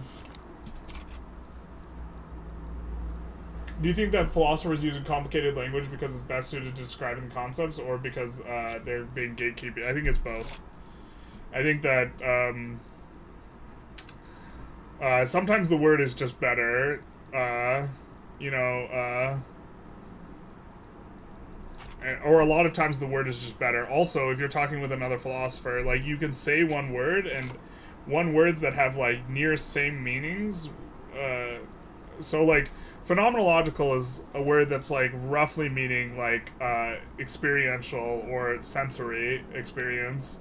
And, like, you could just say sensory experience, but when you invoke, like, phenomenology, you're, like, starting to invoke, like, a whole bunch of other contexts. So even if you're referring to the same thing, the way in which you refer to the thing invokes different concepts, right? And so people will respond to it in a different way. So it's not devoid of any type of meaning, but at the same time, you know, a lot of times they are just unnecessarily complicating things and talking in a way. So the thing that in my mind is, like, not acceptable is if you know the person you're talking to is not going to understand a word and you use it anyways, I think you're a dick. Unless you explain what that word means as well. Like, if you say something and you know they will not know what that means, you are not actually attempting to communicate, right? What you are doing is something else. You're engaged in a different activity now, right? You are engaged in the activity of trying to, like, pseudo-humiliate them / make yourself sound smart, so you shouldn't do that. Or if you're doing that, you're a dick, and you're probably not that smart either. Because, like, or at the very least, you're insecure in your intelligence. Like, at least that much is, like, guaranteed, so you should just do it less. And also, like, I noticed it a lot more with undergrads. Like, it was my experience, was, like, they would just, like, talk like this, like, mystical, like, weird talk speak, I guess, where they would not even, like, fully understand what they were saying, but be trying to use the most complicated language, aka nomenclature, that possible, or sociolects, you know, and it's like, sometimes it is better. And if you know that the person knows all the words, it often makes things better. But, like, if you know they don't know the words, you're a dick.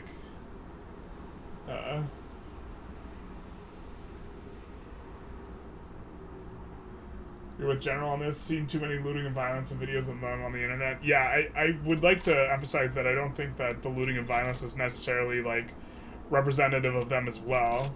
Like, that's probably not a proper caricature of them, but my point is it's risky to associate with a group that is decentralized, because you will get branded as being like that, you know, in a way that you maybe don't like. God, we're gonna have all of Chile by the end of this run.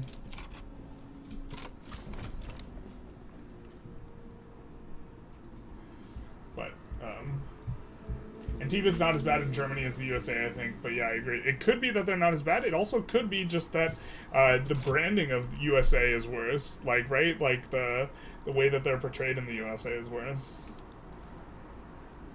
I don't really have a strong... at the very least, like, Antifa's goals, as they are commonly stated, do not seem... I don't find it problematic to oppose fascism. But, like, I find it problematic to use violence to oppose fascism. In most well, I find it problematic to use violence to oppose non-violent fascism. There we go. If fascism becomes violent, then I think it's justified. But, like, the one problem with the left in the United States and perhaps elsewhere is this growing capturing of what constitutes violence, and if words constitute violence, that's a very slippery slope, and a lot of people try to make that argument, and I think it's a bad faith one. I think words generally don't constitute violence. Generally.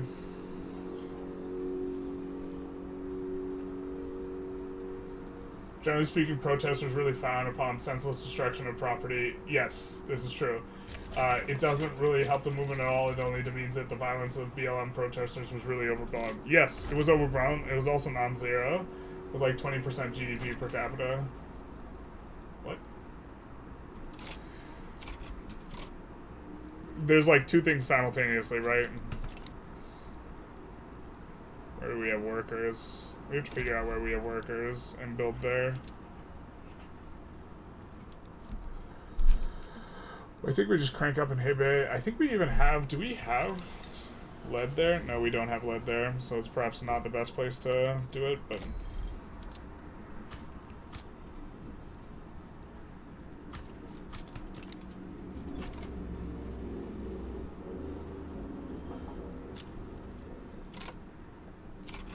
You think if someone said, if some says I, American history X you after you did something to them, I think that constitutes, I don't even know what that sentence means. I mean, if some says I, American history X you after you did something to them, I think that constitutes violence. Alright, that's gonna need... Okay. Become subject? What? Japanese shogunate versus German Empire.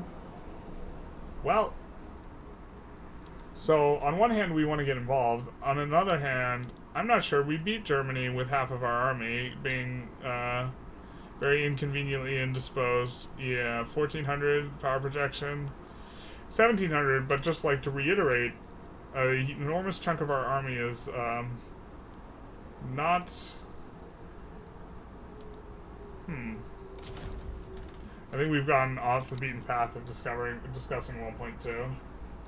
You sound drunk. You do sound drunk. I could not. I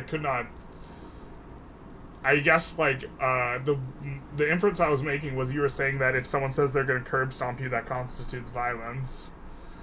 And I don't think that constitutes violence. I disagree with that.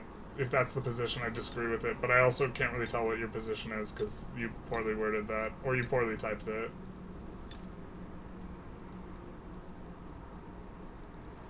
We want people to migrate there, so we don't want to build the grain there. We're going to get started on the coal here. And at the front of the queue, I think we're going to add a rail, so it can use the rail PM. And maybe also fill out and do Siberian Railway stuff. I think that we do need a rail to do Siberian Railway.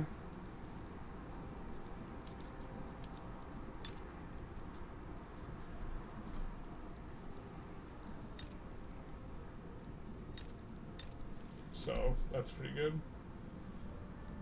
You have a relative that lived in New York for 10-something years and came back to Turkey recently. Let's actually jump in and maybe talk about the patch a little too. Although I'm okay with the discussion continuing, but I think we're playing a little too much of Russia and a little bit under discussing the patch. So as well. Although again, if the discussion's fine. So let's find another thing to kind of focus in on here. Which is that it's something that they completely omitted, and I was really hoping they were going to discuss it, and I'm really hoping it's in currently, but I'm concerned that it's not, is they didn't discuss if there would be a meaningful difference between armies now. There's just, now you actually have, different pictures, but they didn't discuss whether there would be meaningful mechanical differences between mobile artillery and skirmish infantry and cuirassiers, which there currently is not, other than their consumption profile, because they do consume different goods, but they, operate the same way. And if anyone saw something to that effect or heard something on the Discord, I would love to know. But this is the thing.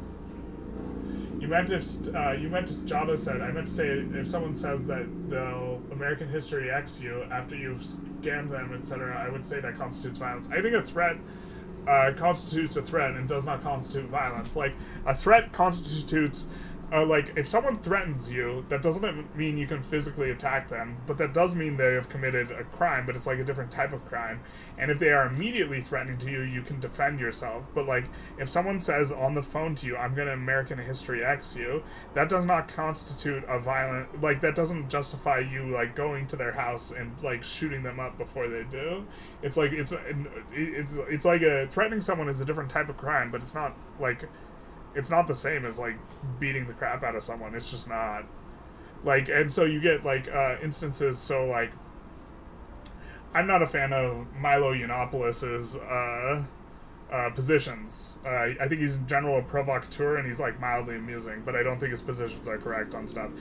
He went to a Berkeley campus, and I think it was Berkeley, and they rioted over his language, citing the fact that his language was an incitement to violence, and so this justified violence in order to shut it down.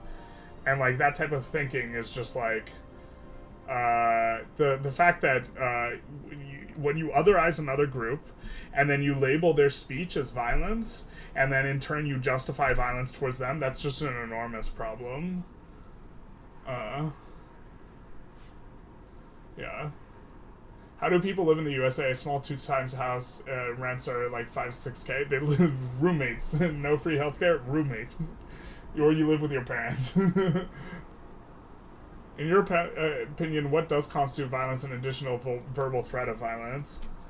So if you like, I think like if someone is brandishing a weapon and like context is important, like, but like also yelling fire in a crowded theater, I think constitutes violence as well. Like if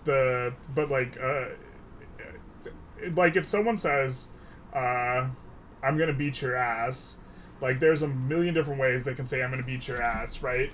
And whether they say I'm gonna curb stomp you, or I'm gonna American History X you, or I'm gonna beat your ass, like the context and meaning of like language is like, or the meaning of language and words is like context dependent, and like I think that if you're not in immediate danger, it doesn't justify violence towards them. You just report them to the authorities.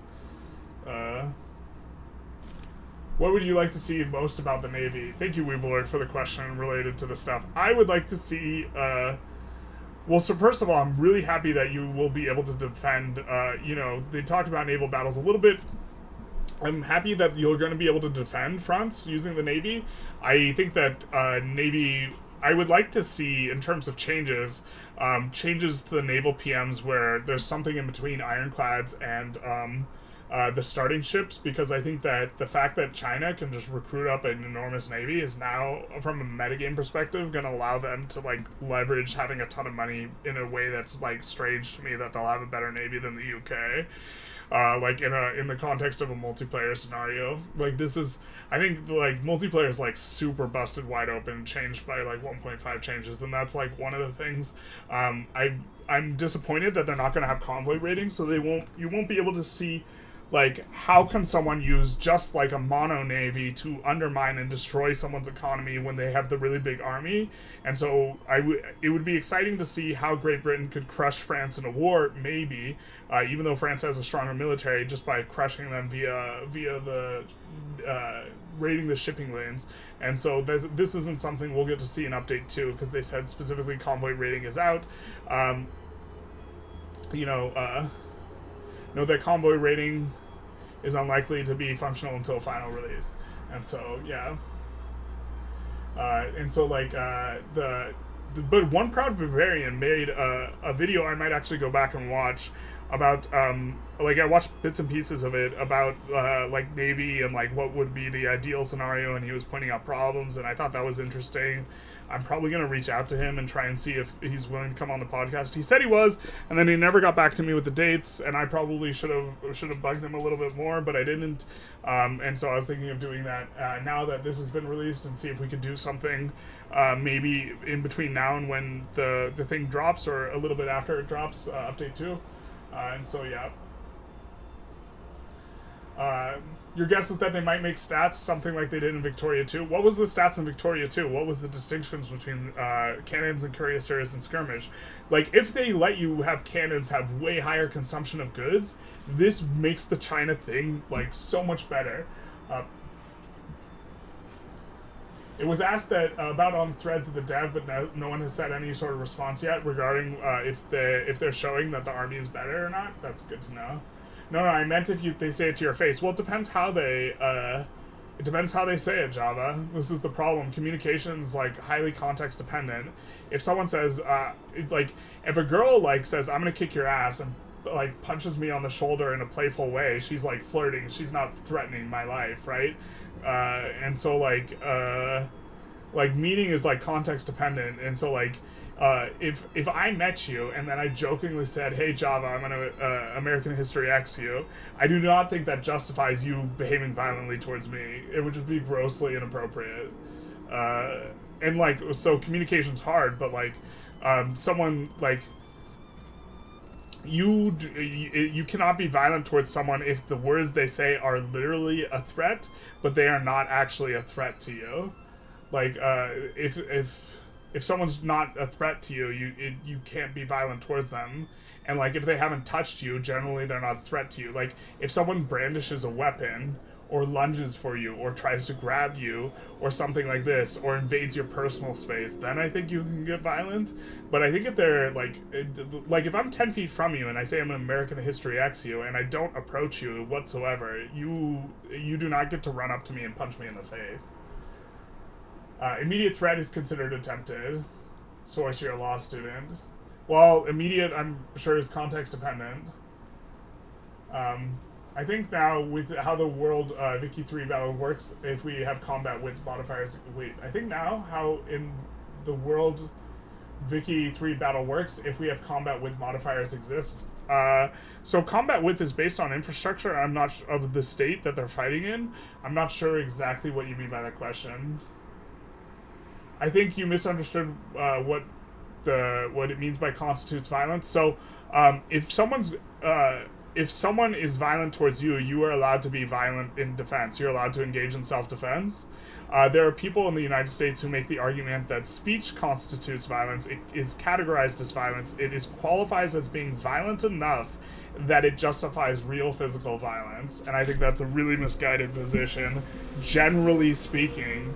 Like, not categorically, not in every instance, but generally speaking. But I would love to see... I also think it's going to be interesting what the metagame looks like in terms of conscripts.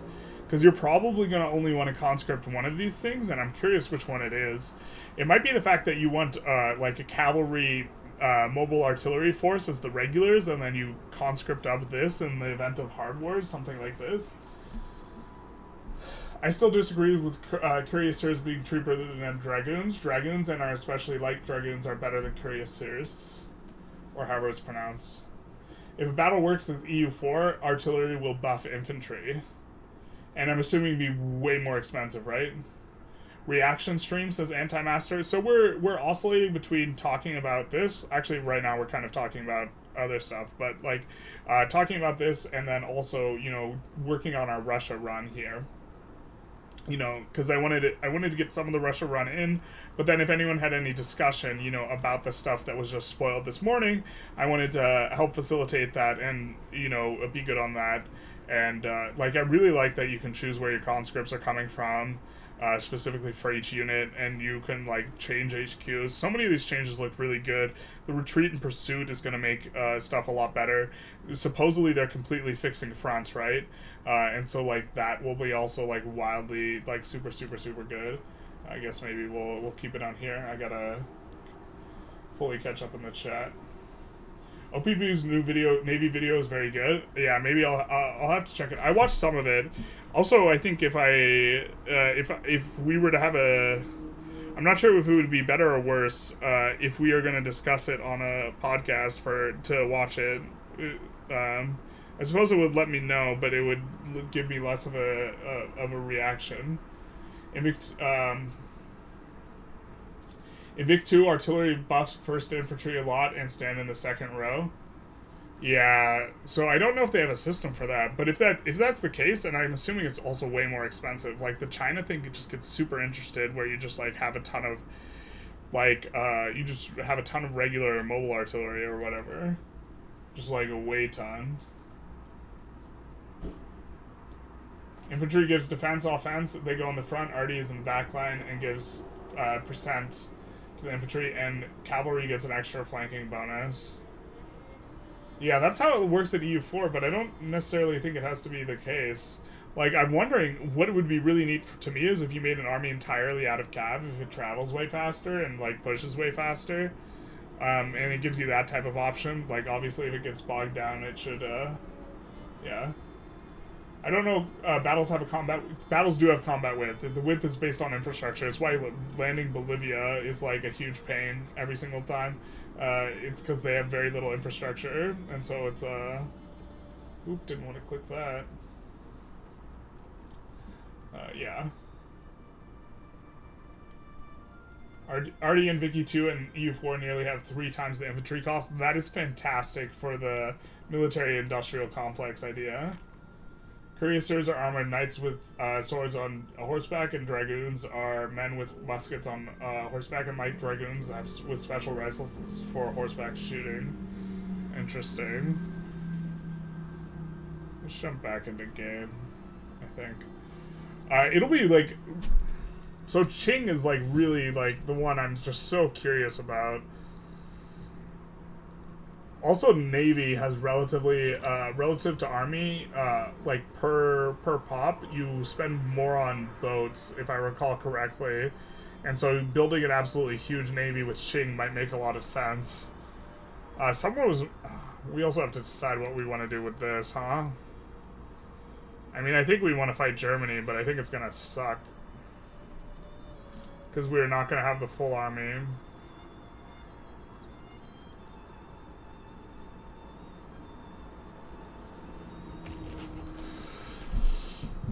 I mean, we could ask for transfer states. What are they trying to get from Germany? What's Germany trying to give? To conquer Kyushu?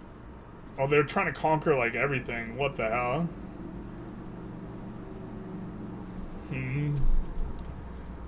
I mean, we could just take Kyushu, transfer state, right? Oh, no, can't take Kyushu. Oh, no, wait. We can take Kyushu. Probably rather take Kanto. I just don't think we win the war. I mean, their power projection kind of sucks butt, though.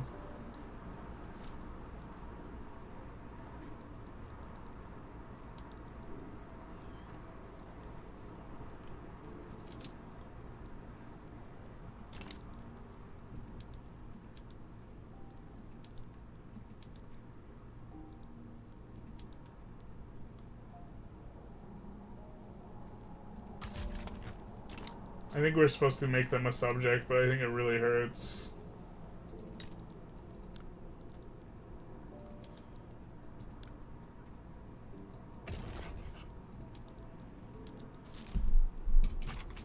And then we station the South American army here. I think they can't land them.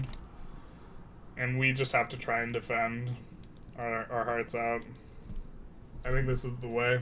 We'll take the Reformer, I guess. Oh, I guess we should have looked for if they have defensive things.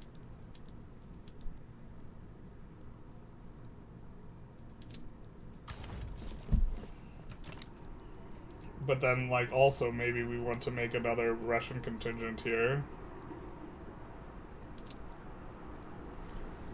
And we know we have... Where do we have a lot of pops, actually? Kursk. It's going to use Brzank, Kazan.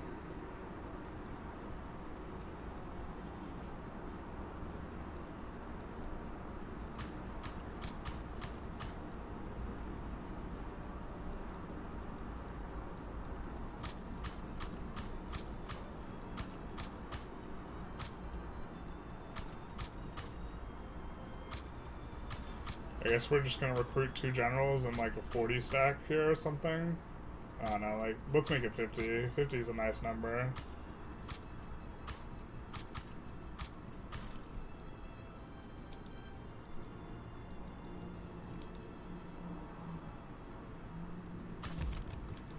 I'm terrified of the friggin' powerful rural folk.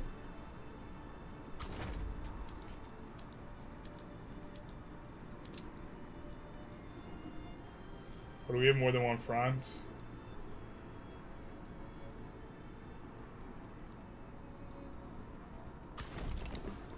Why do we have a front with the Swedish liberal revolts? They're in the Swedish markets.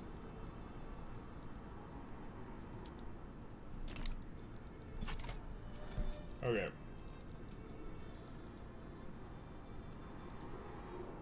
Can you adjust the spreadsheet to different price points? You mean make it moddable? This would require a lot of effort.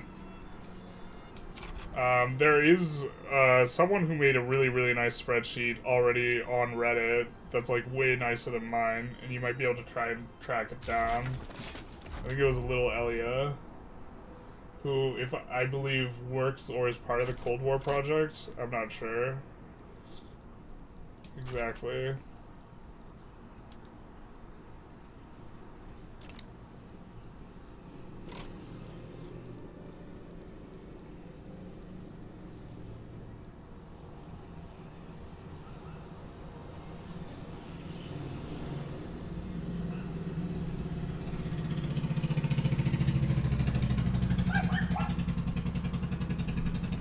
Loud cars outside. Love to hear it. Actually, it's just a motorcycle, like, outside my window. You really need 2 more states with level 100 barracks. Really? Jesus. It's so obnoxious. It's the twofer. I'm just gonna close my window if you're gonna post up like that.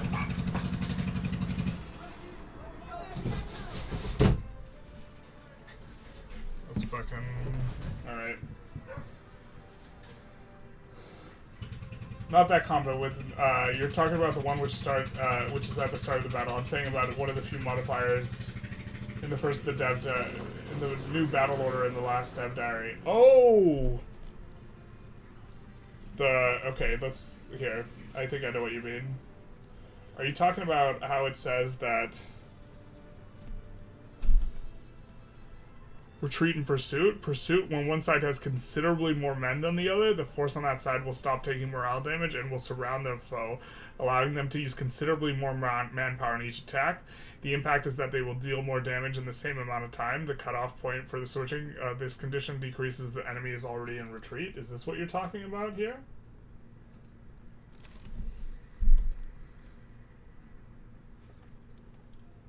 Unless they change the way the AI will not navally invade while they have a front. I don't think you need to defend Japan as long as you fight Germany on the border. Are you sure?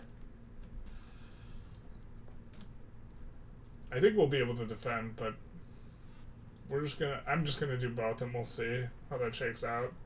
But you might be right. So this modifier exists only in battle, and my bad, it says how many battalions doing damage. What's the quickest way to get agrarianism with Russia? I don't think you go agrarianism on Russia. I think Russia can industrialize fast enough that you want laissez-faire for the company, but I think China can't industrialize out their subsistence farms anywhere near as fast, and so that's why I think agrarianism is better on China, because agrarianism does affect the subsistence farms in terms of the reinvestment. Like, obviously, laissez-faire is better for us at this point, but, alright, the motorcycle's gone.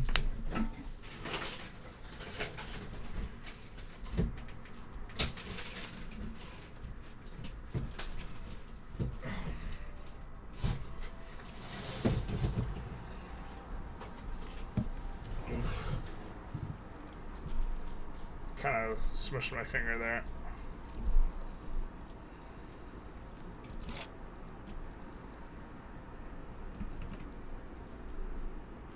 But,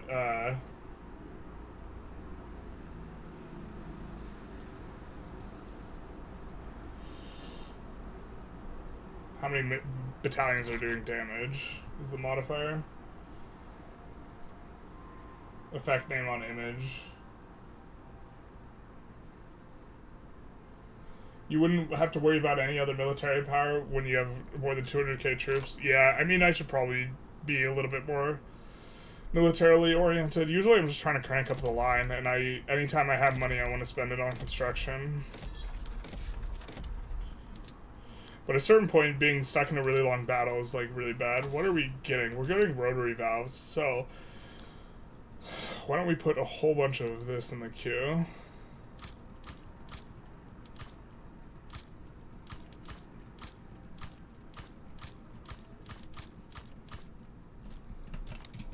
As well, because we're gonna need more. Hearing motorcycles like that reminds me of the South Park episodes. Yeah, dude. I can't reference those on stream, obviously, but definitely know what you mean. I know of which you speak.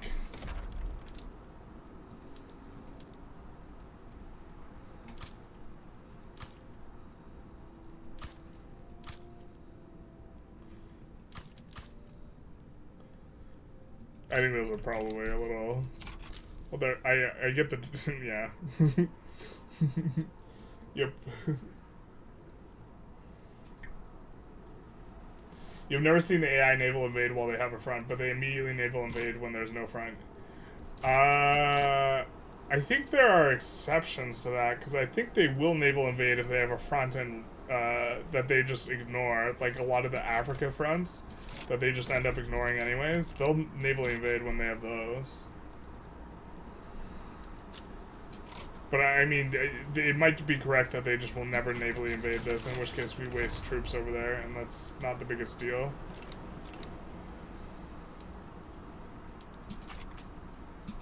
Which side are we even fighting on over here? The Netherlands? Okay.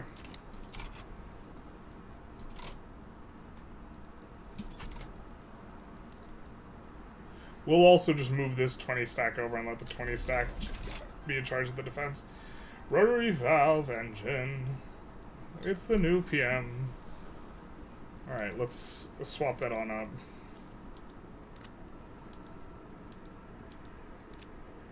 In our major industrial areas. So Luhansk as well, I think, is super out of labor.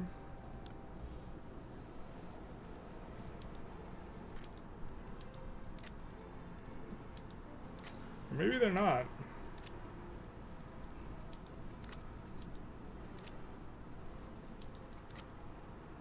Okay. Good shout. Ural, I know, is...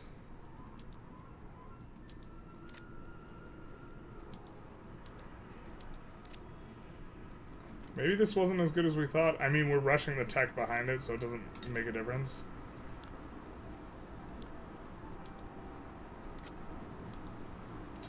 And I think we want it on all steel to try and maintain the bonus anyways, even if it's less profitable. So I guess we'll do that, because this is going to help us increase productivity even if it doesn't increase profitability. To that end, why don't we also do it on paper, even though it's not profitable, because that maybe will make us gain the prosperity bonus here. We see that we have 10.9 on the productivity. Let's see if that goes up. With the next Monday. So I say, as long as we have this modifier that we don't see earlier, which implies that we have this modifier we don't see earlier, which implies that we have at least one raw attacking battalion size of combat width, which can be affected by the new order. So devs hiding in a second row will, in which we will have new artillery. So my bad, devs are hiding second row in which we will have artillery. So you're saying that that implies that there is a second row?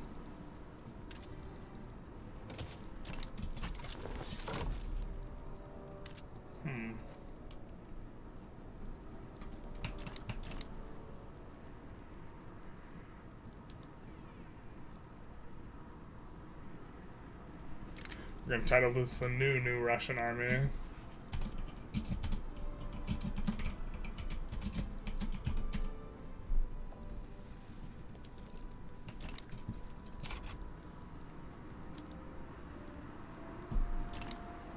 I mean, we're gonna add construction up to like 3K. We're in 77 right now.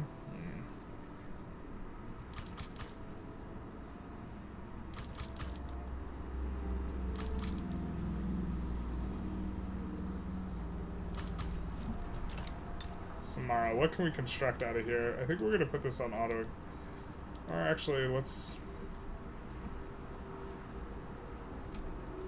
do some of that.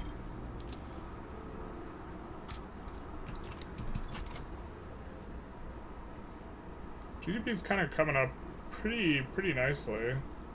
We're starting to run into the pop problems though.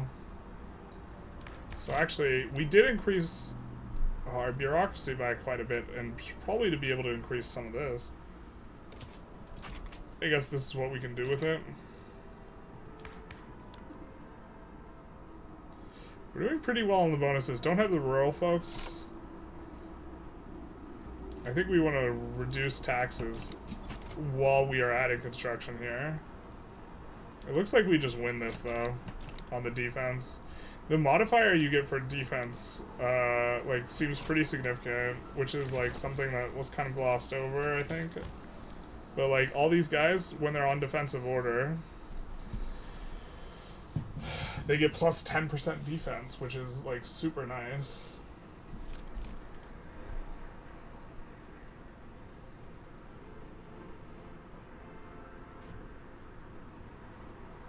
The Neo-Russian army. No, it implies that there is a first row about which we didn't know early, so I speculate about the second row because some Paradox games have this mechanic. Gotcha. I mean, I feel like that would probably make sense. I have to... How does it work with Hoey, though? Does Hoey have multiple rows? It's been a while since I've played Hoey. Maybe we'll play Hoey for the stream. I kind of have enough money to buy the DLCs if I wanted to. I think someone offered a while back to buy the DLCs for... No, they offered to buy Vicky 2. All the DLCs. I didn't quite feel comfortable with that, though. Because, like, if someone offers to buy me something and then I don't play as much as they want, I don't want them feeling dissatisfied off of it. Can you adjust the spreadsheet to look at different price points? Say, all else equal being if minus 30% sulfur mine compared to the base iron price... No, I can't mod that very easily to make it adjustable, customizable by you, the end user. That would, I mean, I could, but the amount of work, I don't, like, I'm not very good at the Excel. Like, it took me a long time to make that. And then, like, the person who made the really good Excel spreadsheet is like, oh, I whipped this up in an hour because I used, like, algorithms to fill everything. And, like, I did everything by hand. It's like, I don't have it in me to make it so that you can decide what's minus 30%, this type of thing. You can go in there and just make it so there's 30% more sulfur in the cell that has sulfur, and that will give you the same effect, right? So if something costs 30 sulfur, you can make it so it instead costs 39 sulfur, and it'll give you the exact output you're looking for. If you just want to create a copy of the spreadsheet that you can edit, and you just add 30% more, this will achieve what you're trying to. You will be able to find the information you want by doing this, but I'm not gonna reformat the entire thing. You're saying you don't excel at Excel? Yeah, this guy gets it. Oh, nice. That's such a nice nat spread because we were trying to expand construction anyways, so this will bring us up to pretty close to 3K. Oh no. Not my gumdrop buttons. They're coming for our gumdrop buttons. So we haven't seen them attempt a naval landing. Our 50 sack is here, just chilling. I mean, if we keep getting wrecked, we might utilize that 50 stack, but we're doing all right now. Dinka. I think that, yeah.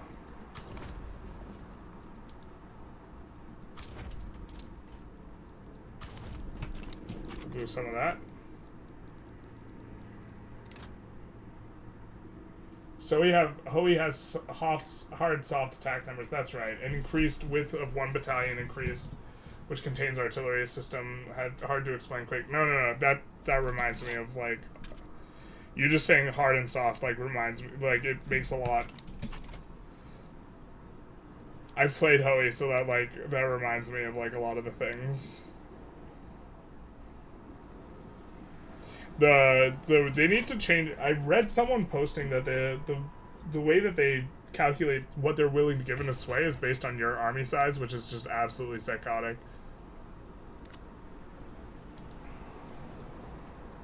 Not based on how much they need you.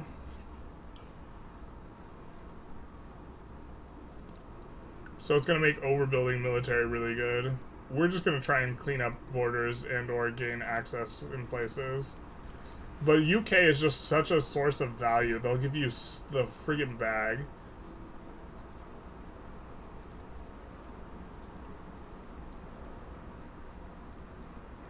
We could cut them off by taking British Congo.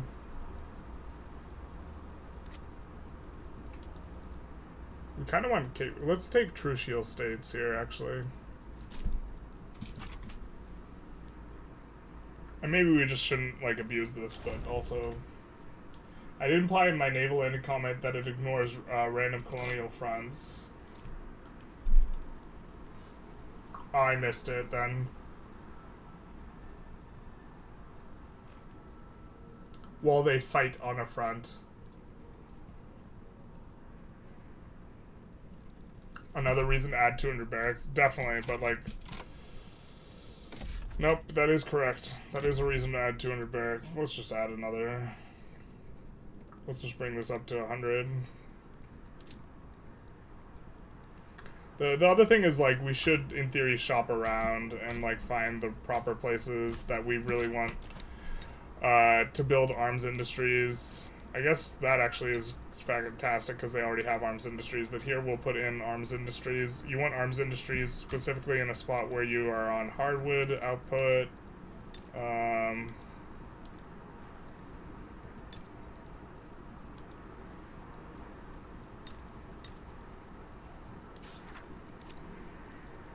God, the hardwood softwood micro is actually just like super insane too. Like here, we're gonna switch to softwood. Do we have... Nope, we don't have any production of... If we have no hardwood consumption, we don't want to be on this. Because there's a glut of hardwood. Here we have the one furniture manufacturer. I think we'll just keep it where it is. Minsk. Here we have a bunch of furniture, so we're actually going to swap it to focused hardwood, which barely loses a little bit more money, but will make the other ones that are not doing hardwood much more profitable. But here, prioritize soft. Prioritize soft here. But this is like, this is tedium, right? This isn't making the game more interesting. This is the fact that I have to check all these by hand. And like, this is an example of something that makes the game, like, it's an added layer of stuff that's like not good. This one, we'll put that for now, but...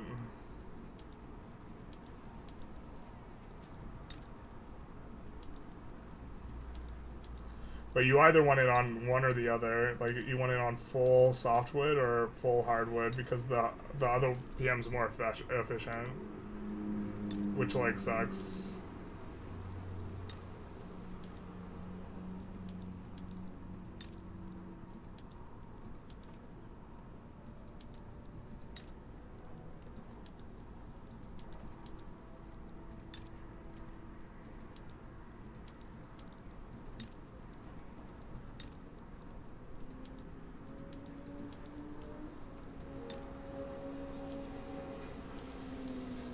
They've made wood really tedious. I'm sorry, guys. We have a little bit of furniture. I mean, we could focus hardwood here.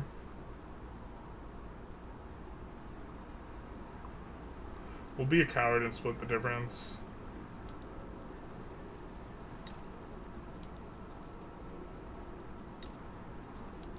And we also don't remember which ones were which, and which we did who, and who did what and where. Definitely want that on Steam Donkey, though.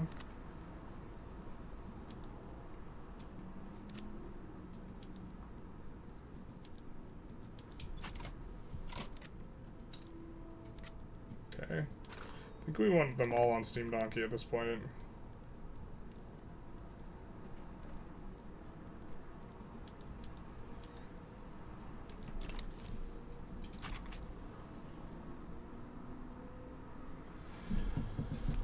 Well, yeah, the military-industrial complex Riz is working. Yeah, buddy. We did it. Mission accomplished. Yeah, so, like, I'll have to think about it, but you want a place with a lot of wood, iron, lead, and sulfur. And we have to think about, I'm going to map out what the best provinces in China are for that. And one of them is probably going to be Hebei. But also, I have to decide whether I think it's better. I need to see the numbers, whether it's better to go peasant levies for the military-industrial complex China run or not.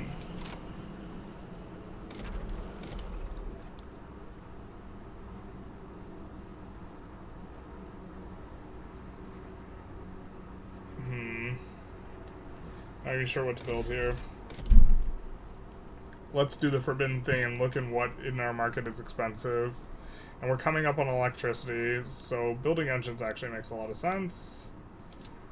Not just because they're expensive. Now, where are our earnings good? Engines I'm okay with spreading out a little bit more, where they will be more profitable while spread out. And the reason for this is that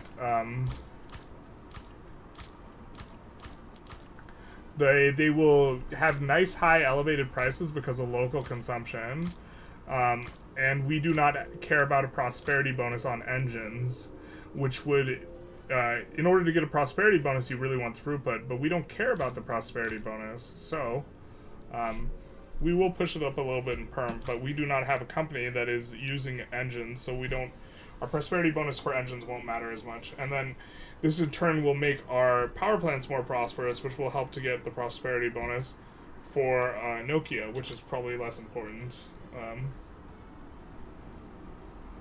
How you find will to play this patch when you know the changing, so much is changing and coming soon?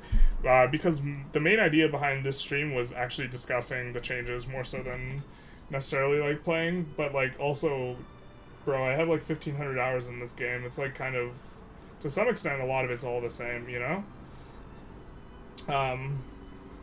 But like, I don't know, we're still like thinking through what's going to be going on with this next patch, with the changes, with like, I mean, the health institution's going to get so much more important. It's like an interesting change.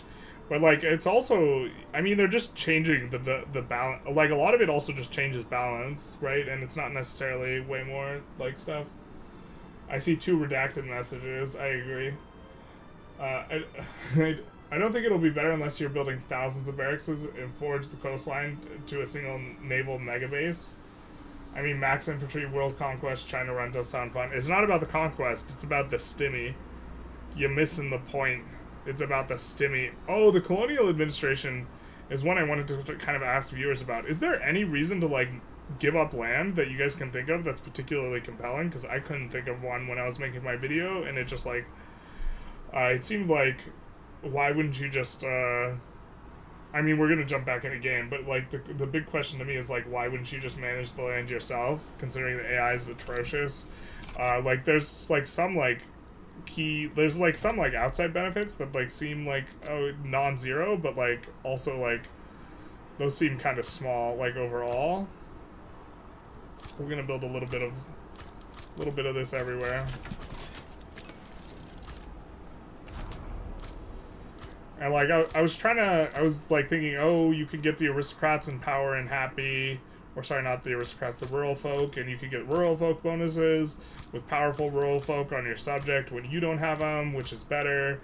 You can also specifically avoid your industry being built there. This seems like, in my opinion, this is the biggest positive effect, but you can't force them to build, like, you can't force them to build out the stuff, right? And so while they're in your market, or, like, you can mainly only siphon off pops, and you don't get your pops siphoned off in return. And, like, maybe this is, like, a really good reason. But, like, it also seems like a little medium, you know? We're setting up auto-expansion here. But, like, I don't know.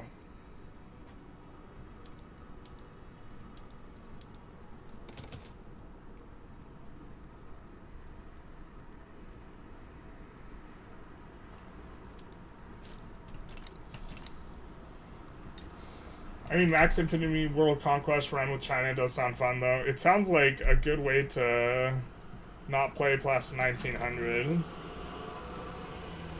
The more you conquest increases lag, but... The Stimmy will max at 10% GDP. Wait, maybe that's pretty good. It's a free money modifier, though. It spins more money into the economy. So, if half of... So like, yeah, so like normally when you add money into the economy, it doesn't spin extra money. So like this arms industry, it's gonna be, here, let's find a different one. Let's find one that's actually, so this arms industry, it has an output of 3.2K, right? Or this is the value of the outputs. This 3.2K is covering the buy orders for all of these. And it's covering the wages. The wages is the easiest to represent. These wages are going to go into consumption goods. They'll push up the price of consumption goods and they'll increase the profitability of the building. But if we have a 50% modifier, we're only paying 1.6K for this. So that means we get to spin 3.2K worth of consumption into our economy for the price of 1.6K. It's free money. But the problem is like military goods are just such a small portion of your economy.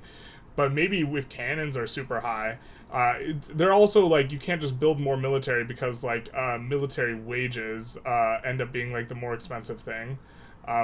But also down the line, this increases the price of steel. So like now our steel mill is able to is more profitable, right?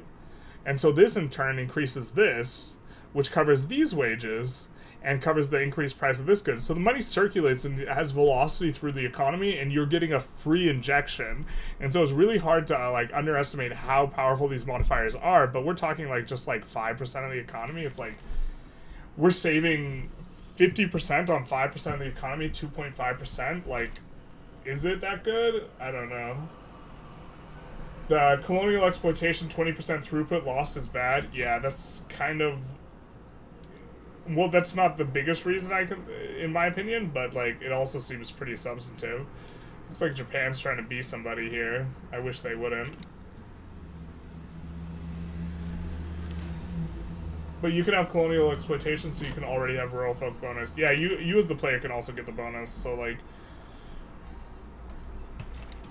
it seems like you would not do it except for RP reasons. Was kind of my conclusion. Can people not get to this front? You can't get to that front. Okay. Alright, so we're going to need to capitulate both of these wars because nobody can get to these fronts.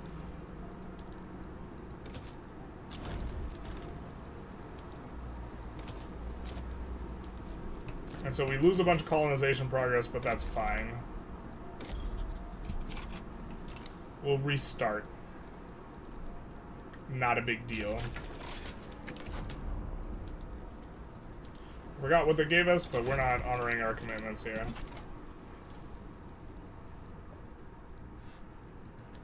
What's this? Norwegian capitalist revolt. Now we can't transfer Norway because they're a personal union, yeah. And we are not... We are no longer a monarchy. I think colonial administrations are a small thing to help people RP that could have an effect later on if it ever lets us build in subjects. Yes. I also think that denying migration there might be positive, right? So they won't migrate to those territories, or denying migration attraction there. And you could also close their borders so that they can't, you know, have enough pops to do stuff. Because you can force their subject to close borders. Why doesn't the East India Company integrate their subjects? Well, now they don't do it because they're a puppet, and puppets aren't allowed to. They do it way more on 1.5, though. Or this 1.5.2 that we're currently playing in. Yikes for France. I think building up the Navy is also going to be so good because you can make sure you have all these spicy interests everywhere. We didn't do it, but one can do it.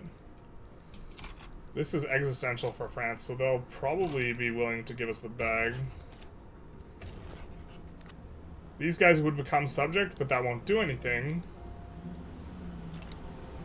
Because of the type they are, but they can transfer northern Norway, which will do something. It's so dirty. And we'll just leave as soon as the war starts. They're offering us an obligation. I do not think we want an obligation with them, especially. So we'll decline.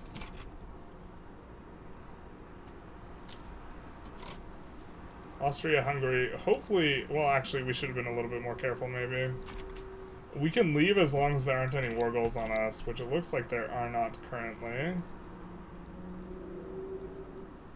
Now, French Empire, what will you give? Sacré bleu. Transfer subjects, transfer states, obligations. Obligations. So, transfer states from the French Empire. Picardy looks nice. Constantine is actually pretty nice as well. Don't want to take it back, though. We could ask for something we know they won't want to take it back. And we could ask for something that will break their ability to colonize and help us. So kind of inclined to take Timbuktu, actually. And then not help them.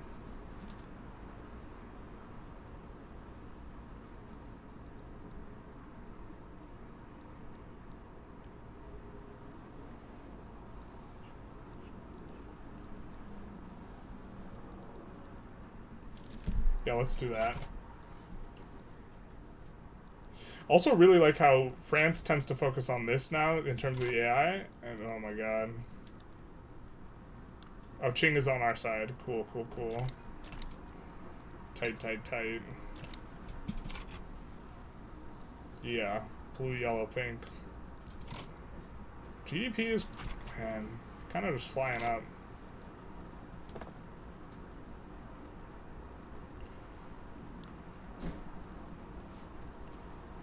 How can we make paper more profitable? Well, we can export it. Well, we can export it pretty good. And we can also build more sulfur. So let's see if we have any sulfur we can 31.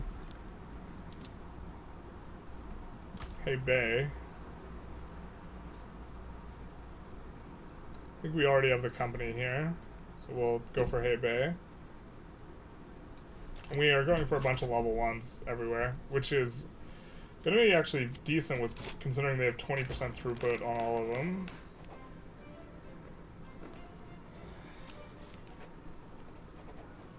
%10 bureaucracy. They're pretty happy with us anyways. We're going to say their judgment... we're going to lose the bonus. I think this is fine for now, though. Home Affairs coming in. I guess we go USSR. Huh? I mean, we're at a GDP level where we wouldn't hate it, to be honest. We're at Radical. We can slot in these boys. How do people feel about... They really hate this. They hate it a lot. Alright. Oh my god. That's an anarchist. Alright. We'll do that next. We'll actually do that now.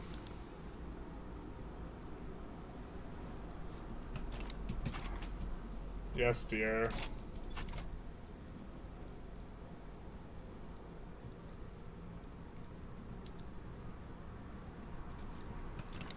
Yeah, we're just grinding them down here. Of course, we gotta push something to get German war reps, but I think we just wait for our guys to recruit. Is the Chinese contingent debricked? Oh, they're debricked! Come now. Come now. Come now. Come now. You know why they're debricked? Because we're in a play with Qing on the same side. Now there's a way out. Never said it was fast. Is there a faster? Can we go this way too?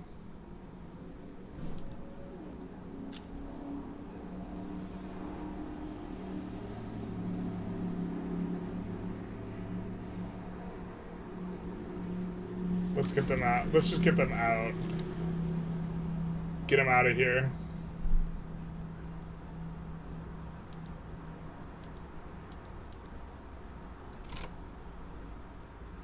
We'll not recruit the market liberal right now.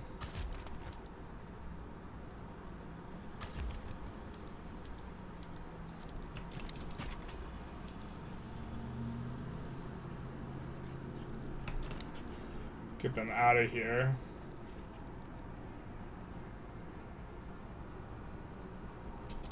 They're sometimes willing to give Brittany. Yeah, we just wanted to take this, though. Brittany would have been better than Timbuktu, but the colonist in me just wants to have all of Africa, to be fair. Oh, look at him fly over the railroad territory. Alright, war breaks out with Austria-Hungary. We will just say, capitulate.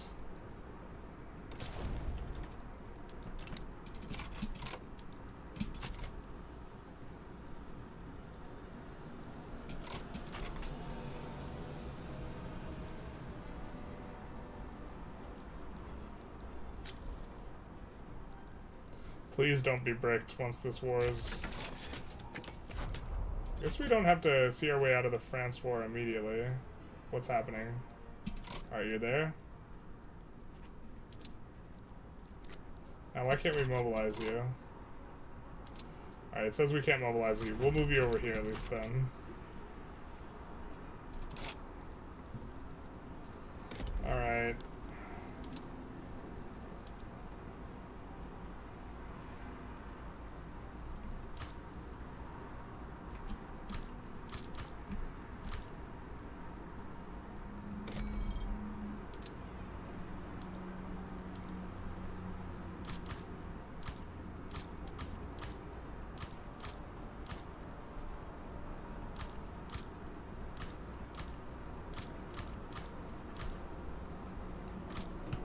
Go. That should help out. Suez journal entry. You not take the whole state and have enough labor and the half of Suez? Yeah, we don't have enough labor.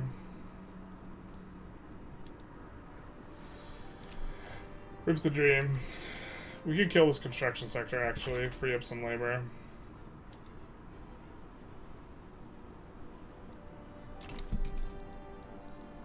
We initially, like, you'll get better migration with the construction sector, but once we have enough, then we can kind of put down a little bit. Please let us assign here. Thank God. Now we can assign.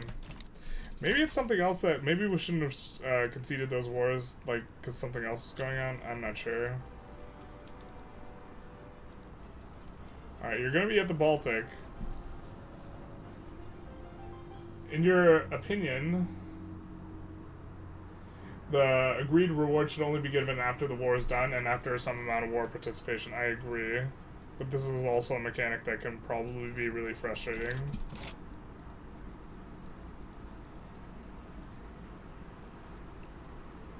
Alright, we got Timbuktu though. Smell you later.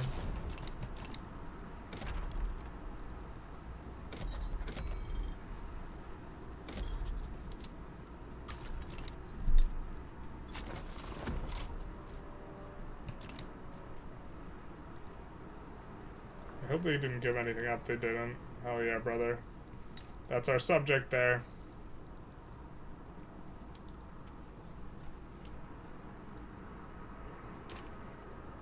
Where are these guys? They want Mozambique. Is that it? Bro, we'll just back down. There's barely any progress there. That's fine with us.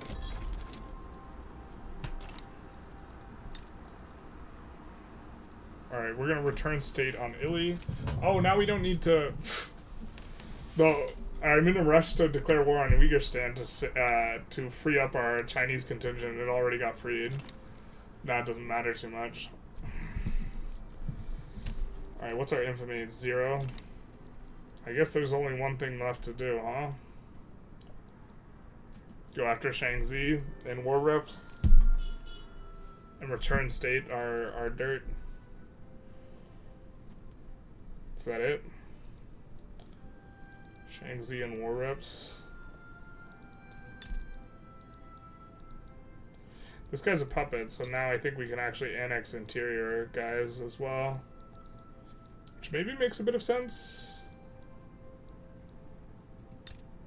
Hybridad maybe would make the most sense. We get access to a ton of rice, which is nice.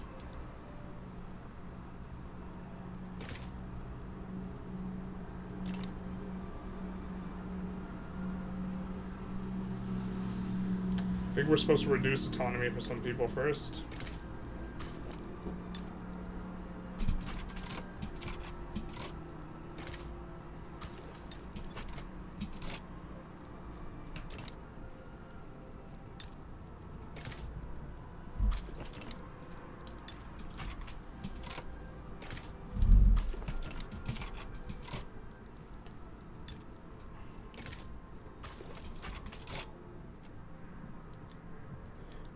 We'll see what the... Actually, no, we won't use the new Russian army. We'll send this army. The deal mechanics for military help feel like a mercenary company scams in Warhammer Fantasy. Yeah, two nations decide to fight on opposing sides, taking something from each while just pretending to fight. Just a businessman doing business, okay? Nobody understands me like the business does. Alright, so we probably should have some places that have really tall glass places be doing glass only. So let's take a look. So Beijing is built up tall. We'll take a look at Lesser Poland, Tohoku, and Ural. I said Beijing. Alright, Tohoku.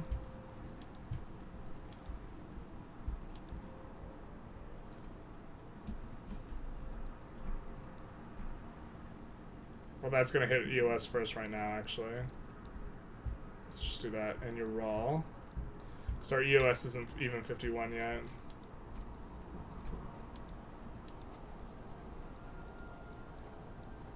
I think Greater Poland was the other one. No. Lesser Poland. The lesser of two evils. The lesser of two Polands. This makes less money, so maybe we let this one stay. Because we have somewhat normalized prices, which is going to make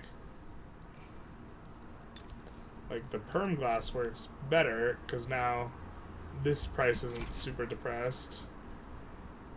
Although that price gets depressed, this price goes up, yeah. We'll add that there. We're going to add it in Hebei a little bit. In Outer Manchuria.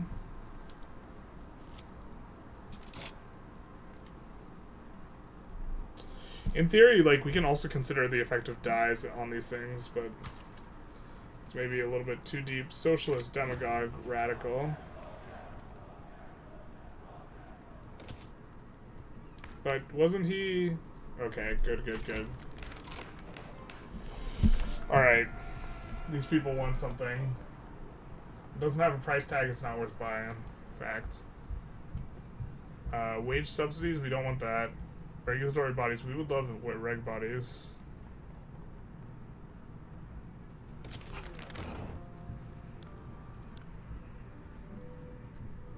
Maybe we do stream on... I kind of want to try and keep the streams at 3 hours. I think that's a pretty good... We just go way too long sometimes. So maybe we'll stream on Saturday, because I kind of want to make the USSR. I haven't done that one before. Is there an achievement? Or we're not achievement eligible. I'm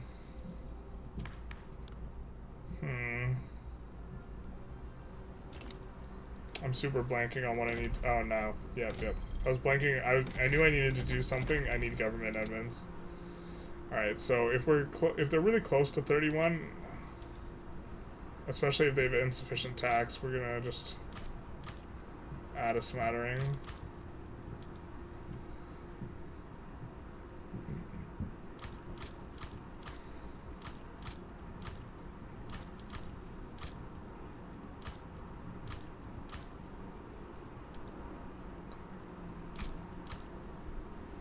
We'll just get that across the finish line. We'll get that across the finish line. Kyiv and Moscow.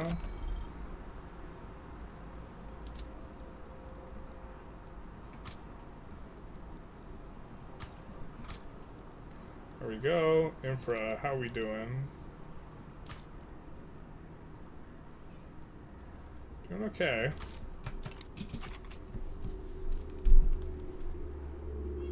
Technocrat says, yeah, thank you so much. I figured out how to modify your spreadsheet. Much appreciated. You're welcome. Although I didn't yeah. I just explained how you could change that to do specifically what you wanted to do.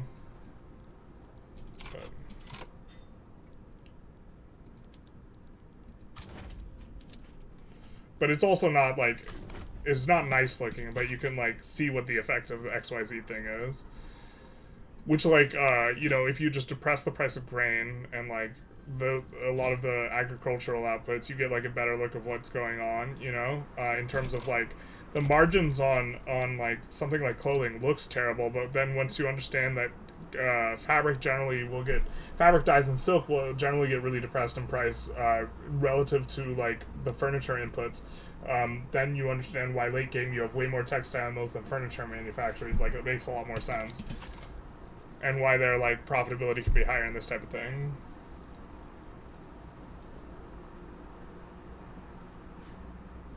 It is pretty nice looking though. Oh, well, then that's good if you set it up to look nice.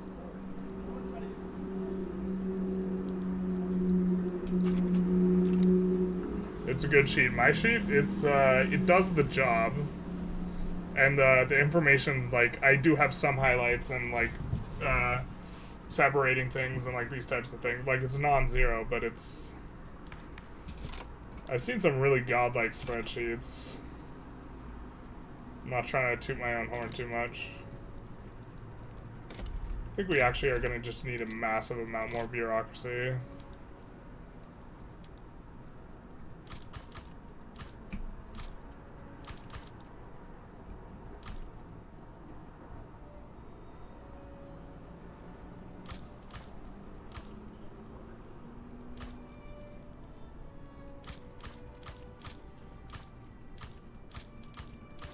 So we're going to get stuff to 51, understanding eventually will unlock the thing.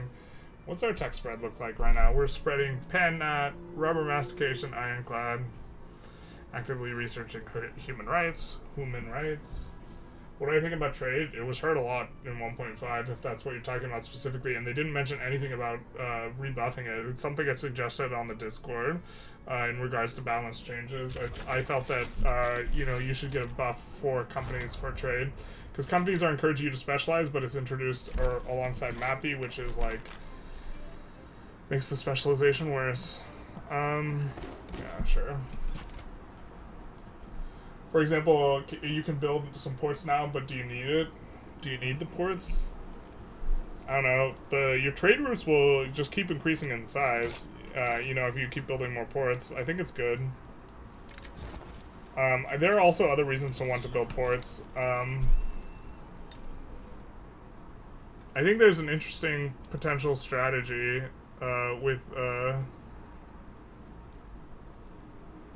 So Suez Canal Company is really interesting if they make it actually do what it says it's going to do, because the minus convoys requirement, assuming this is not just units, but also... but if this is also applying to trade routes, this will allow you to run just absolutely bananas huge trade. And you might be able to even arbitrage with this, where you were getting extra throughput construction speed on your ports. You just, like, absolutely max out ports and you buy and sell to people.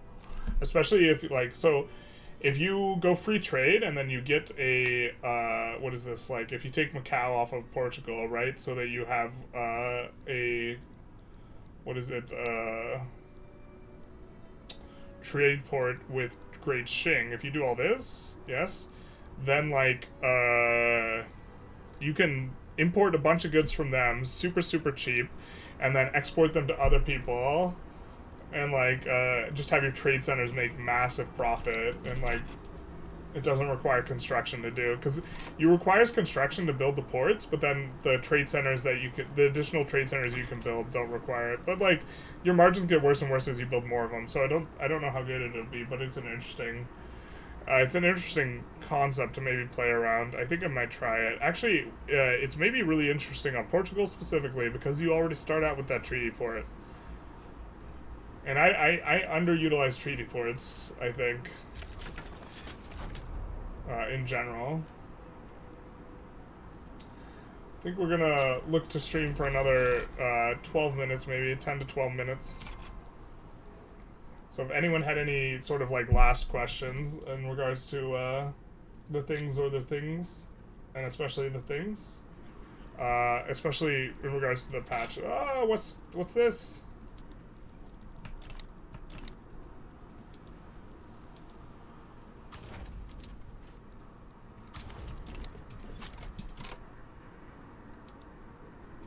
I don't know where that army's from or where it's going. Might just delete it though.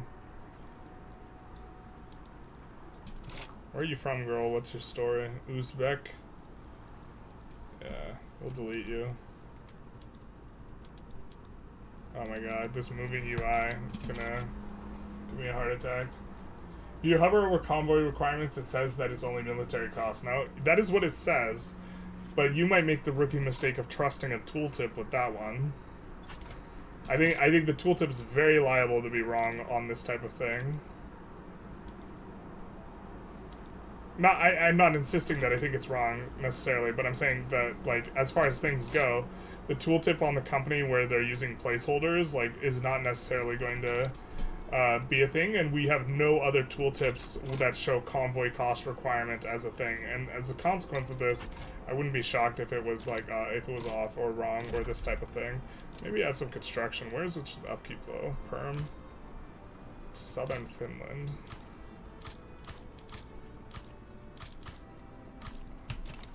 Oh, Ural is such a nice place. So nice.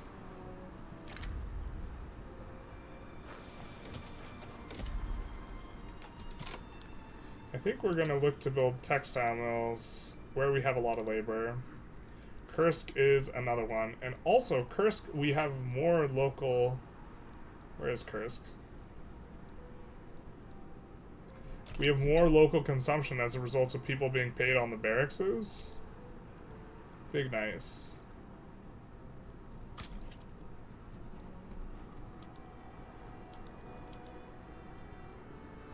And we'll prioritize the non-luxury clothing here.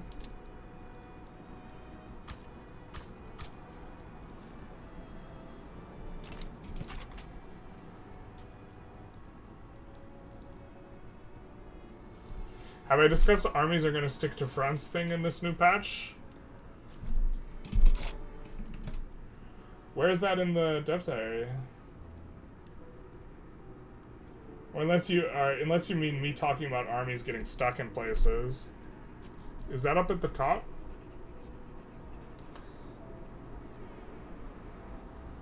Or is it part of the extended front that you're talking about, the multiple battles? They advance independently of their front lines, will repeatedly attack the same state until it's been conquered. The state each general chooses to attack is dependent on how many troops are distributed on the front, with higher ranking generals commanding the most troops. Troop distribution and general assignment is automated, etc. Mostly etc. That does not mean etc. Shouldn't result in having runarounds where you can't properly raise forces. You talking about this? Or are you talking about something else?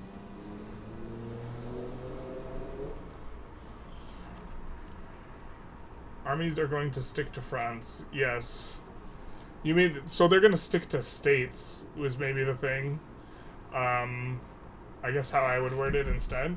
Or generals will, not armies. It'll be general specific. I talked about it a little bit at the beginning, but this is one I really am excited for, because this implies that if you have really long fronts that stretch like 12 states, you can assign 12 generals there and push every state simultaneously.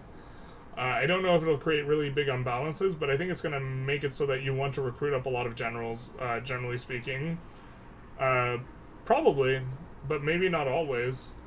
It will allow you to push everywhere faster, and it will allow you to defend more dynamically against someone doing the same. But what happens if you have less generals than your opponent? I'm pretty sure it'll make a shadow general.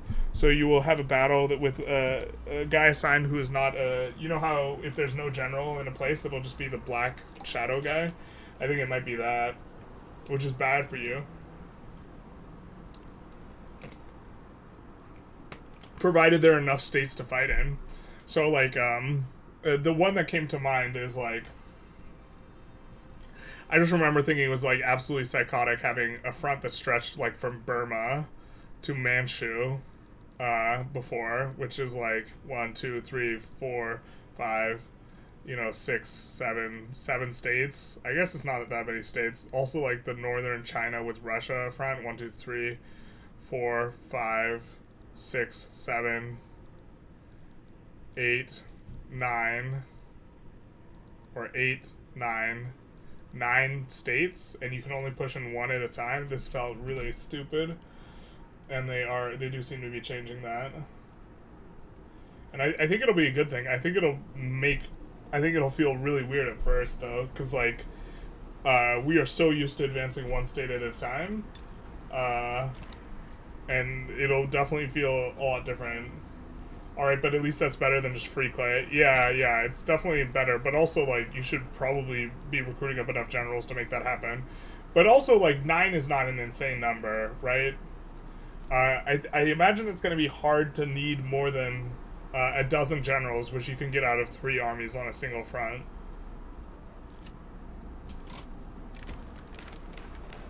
Bury them in paper.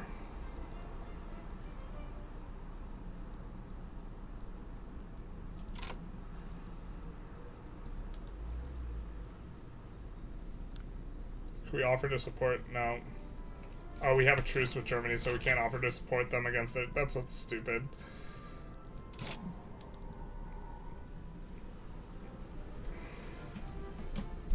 We actually might screenshot that.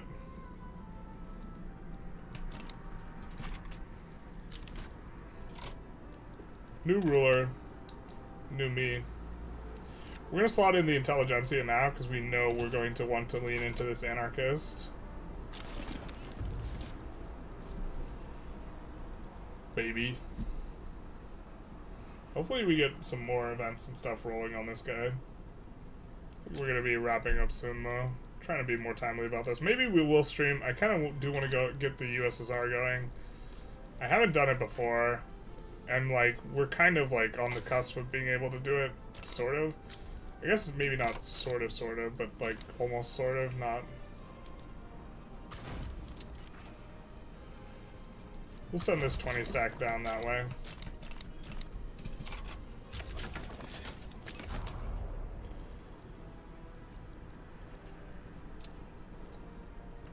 Decent chunk of infamy. We are pushing in hybrid ad, which is going to be good. If anyone has some last questions, comments, concerns of any kind, feel free to let me know. I do think someone was commenting on the 3v3v3 format a little bit earlier, and this is something I definitely want to... I'm definitely planning on making some sort of video on as the actual military aspects of 1.5 become apparent. Which actually that's going to be on release because there's no convoy rating, but I'm super excited for 3v3v3 for 1.5. I think it's super wide open, and maybe we will make some sort of, at least one video on that sort of thing. But it's really hard without having tested convoy rating, which I think is going to be a pretty substantive aspect of what's going on, so... That's part of Russia now. Alright, we gotta do a couple things.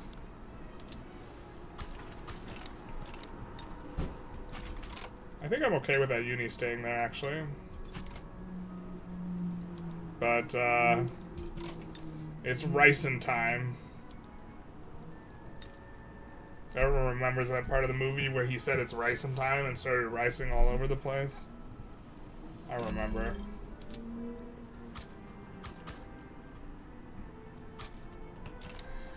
The construction in Malice is actually going to be pretty bad, but it doesn't even matter. You know why? Because these get produced twice as fast as they should. But boom.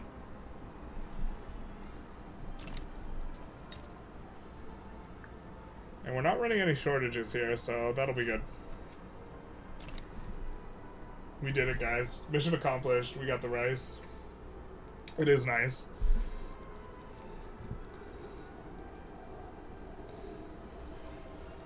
Like, which state is the easiest slash best rice to take is probably an interesting question. That is not Qing. I need to figure out the answer to this question. That is not... So, like, EIC dirt is hard to take. Otherwise, it'd be South and North Bengal or, like, yeah, South North Bengal. I think Delhi is grain, and I think Punjab is grain. But, like, where's the best place to get rice, man? Got rice, got rice. Like, this is not going to give me what I want, to the extent that I want it. But if we show potentials, you know, nothing really compares to the Qing provinces and then these provinces. Now, this is not telling us rice specifically. Is it really La Paz? Bro. This is just being so firmly, like, meta best. It's just, like, wild to me.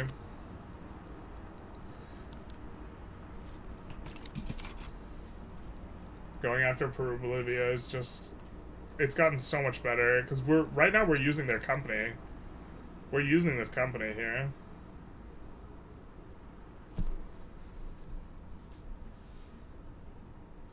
Not easy to hit the prosperity. Actually, maybe we could export wood and hardwood. Bro. We even pulled back off the wood production a lot.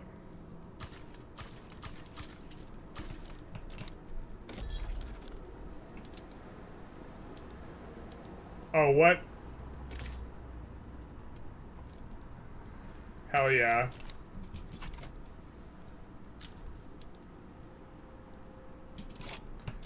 Now I wish we were actually helping them.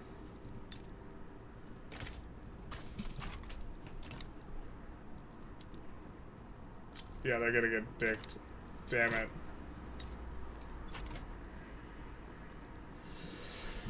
Damn it, if only we had just helped them.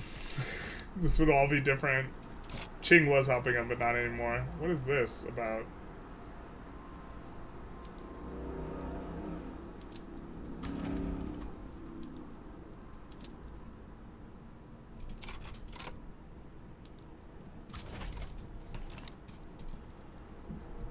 So here, Paul, is if you're still here, Paul, we have a front with them, and they're trying to land us. So I think this is contrary to the thing. You may be misremembering, but don't the Caucasus have rice farms? I believe they do, but they're also not the best ones. Oh, you are misremembering. There is some rice over... Okay, here we go. Azerbaijan, rice farms. But Azerbaijan's not, like, a very easy place to take, you know? It's like, the question is where can I get a 50-stack rice farm that's, like, I can just take it? I think it's just China. Like, Siam? Is this, like, a decent rice place? So it's like, well, you know, you're in the 30s, maybe it's going after Siam, Cambodia, these types of ones. But Azerbaijan, you can't just take Azerbaijan very easily. It's like, not only is it you have to take it off Russia, it's also landlocked. So you'd have to take Greater Caucasus in. But I think we were producing... I think we're auto-producing rice here. There's a glut of the rice. It is nice. It should suffice. Wow, we built a ton of... Okay. I mean, that was the plan. We overbuilt it, though, I think.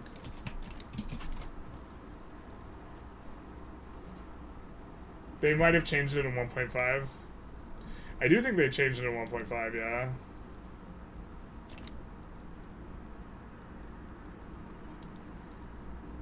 Because what you're saying doesn't sound wrong. Like, it's like, oh yeah.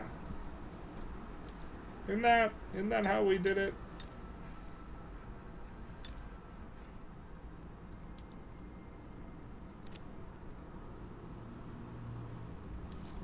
Too much rice. Can't deploy up the lead farms.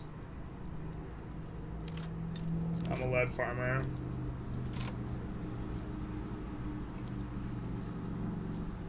Deep bourgeoisie are powerful.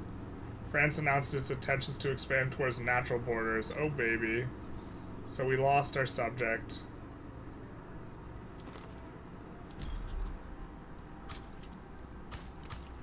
Damn. That would have been so dope, having France in the customs union. And then we would have been able to protect her at them. It's like way too much bureaucracy. Oh, it's also the guys are happy with us for now, but not forever. And their bonus got doubled, the 20% bureaucracy. And also we're paying like much less on our interest. Not that it's necessarily a huge effect. Almost want to bolster the Intelligentsia, knowing that we are trying to go for this. think this is a good stopping point, though. We're about, oh wait, this is actually our... Ugh, yikes. Did we get occupied? We did get occupied. We're gonna set in a naval landing here. Or did we occupy them? Was that the revolt? That was the revolt. We've put it down. Okay. So, I think we're gonna wrap up here. Thank you everyone who came out. It was nice to kind of talk through some of the changes. I guess we kind of deviated from a lot of the discussion that I thought we were going to have on 1.5, but there's really, I guess there's maybe only so much to say. Kind of said a lot of it in the video as well. You know, just kind of briefly skim back through some stuff and just touch on stuff we maybe didn't talk about, and then wrap up the stream and be done. But I'm done playing Russia, at least for now. Maybe we'll make USSR on Saturday. Maybe we won't stream on Saturday. I'm not sure yet. Maybe we'll stream something else, something like this. Unit experience is going to be nice, and I hope that this is a point of difference where they give the UK a ton of experience on their navy at game start, where this will differentiate and kind of, to some extent, make it so that China spamming, you know, navy can't like catch up, because this is something I kind of thought was a little gimmicky and was something that I think with the multiplayer metagame will be a feature. Retreat and pursuit, huge fan of this, where, you know, battles will get resolved faster. I'm kind of a fan of the pop growth changes. It's slowing down the player. The thing I'm concerned about is the migration. We'll get to that when we get to it, though. I really like the UI change here, so you can keep track of which companies you're getting the bonus on. Colonial administration we touched on. I think that there's not much incentive for you, the player, to do this. Formables will probably be doing runs with some or all of these formables. It'll be interesting to do one not as Prussia and like look to form this Giga kind of Rhine. I think that'll be actually a pretty interesting run. And then, you know, Netherlands is often my first go-to when I play games after Carthage. I don't think we'll do a... Well, we will do an Italy run, but that's going to be an Italy... well, it's been forever since Nike's fans been in the mix, but it'll be an Italy, Ethiopia, slash other country hellscape run. Commonwealth is also a thing we didn't talk about too much. I imagine the effect won't be balanced, so that doing this as Krakow will be very easily, so we probably won't make the attempt. We talked about the intergroup changes a little bit while in the stream today. Really love the artwork they have, and the boats, aka Trains of the Sea. I do like these. Generally not something I focus on too much when playing. Whoever put dramatic fainting and dramatic fainting cannons deserves a raise.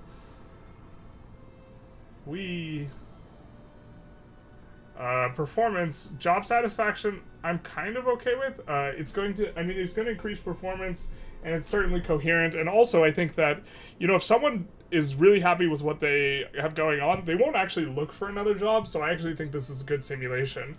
What I don't like is migration requires cultural communities, and I have the feeling that this is actually just going to like nerf your ability to like pull pops very well, unless you have really high like migration, and then like it'll become, okay, how do I seed you know, my states with new pops? And maybe there's a way to seed, maybe this will actually make migration even better, because only your highest attraction states will get seeded to begin with, and then they will attract all of them. So maybe it will make building one place tall way easier, and that would actually be interesting and fun, and would actually improve gameplay, I think, a little bit, making building tall in one place a little bit better. But we'll see what that is. And then they didn't have a changelog, but they said they'll have one later. And so I think that's about it. I see no more chat in the stream for me to catch up on. So without further ado, I bid you farewell. Hope you enjoyed. Like, comment, subscribe, etc. Mostly etc. And have a good one. I will see you on the other end of 1.5.3 if there is no Saturday stream. And yes, I do want to end the stream.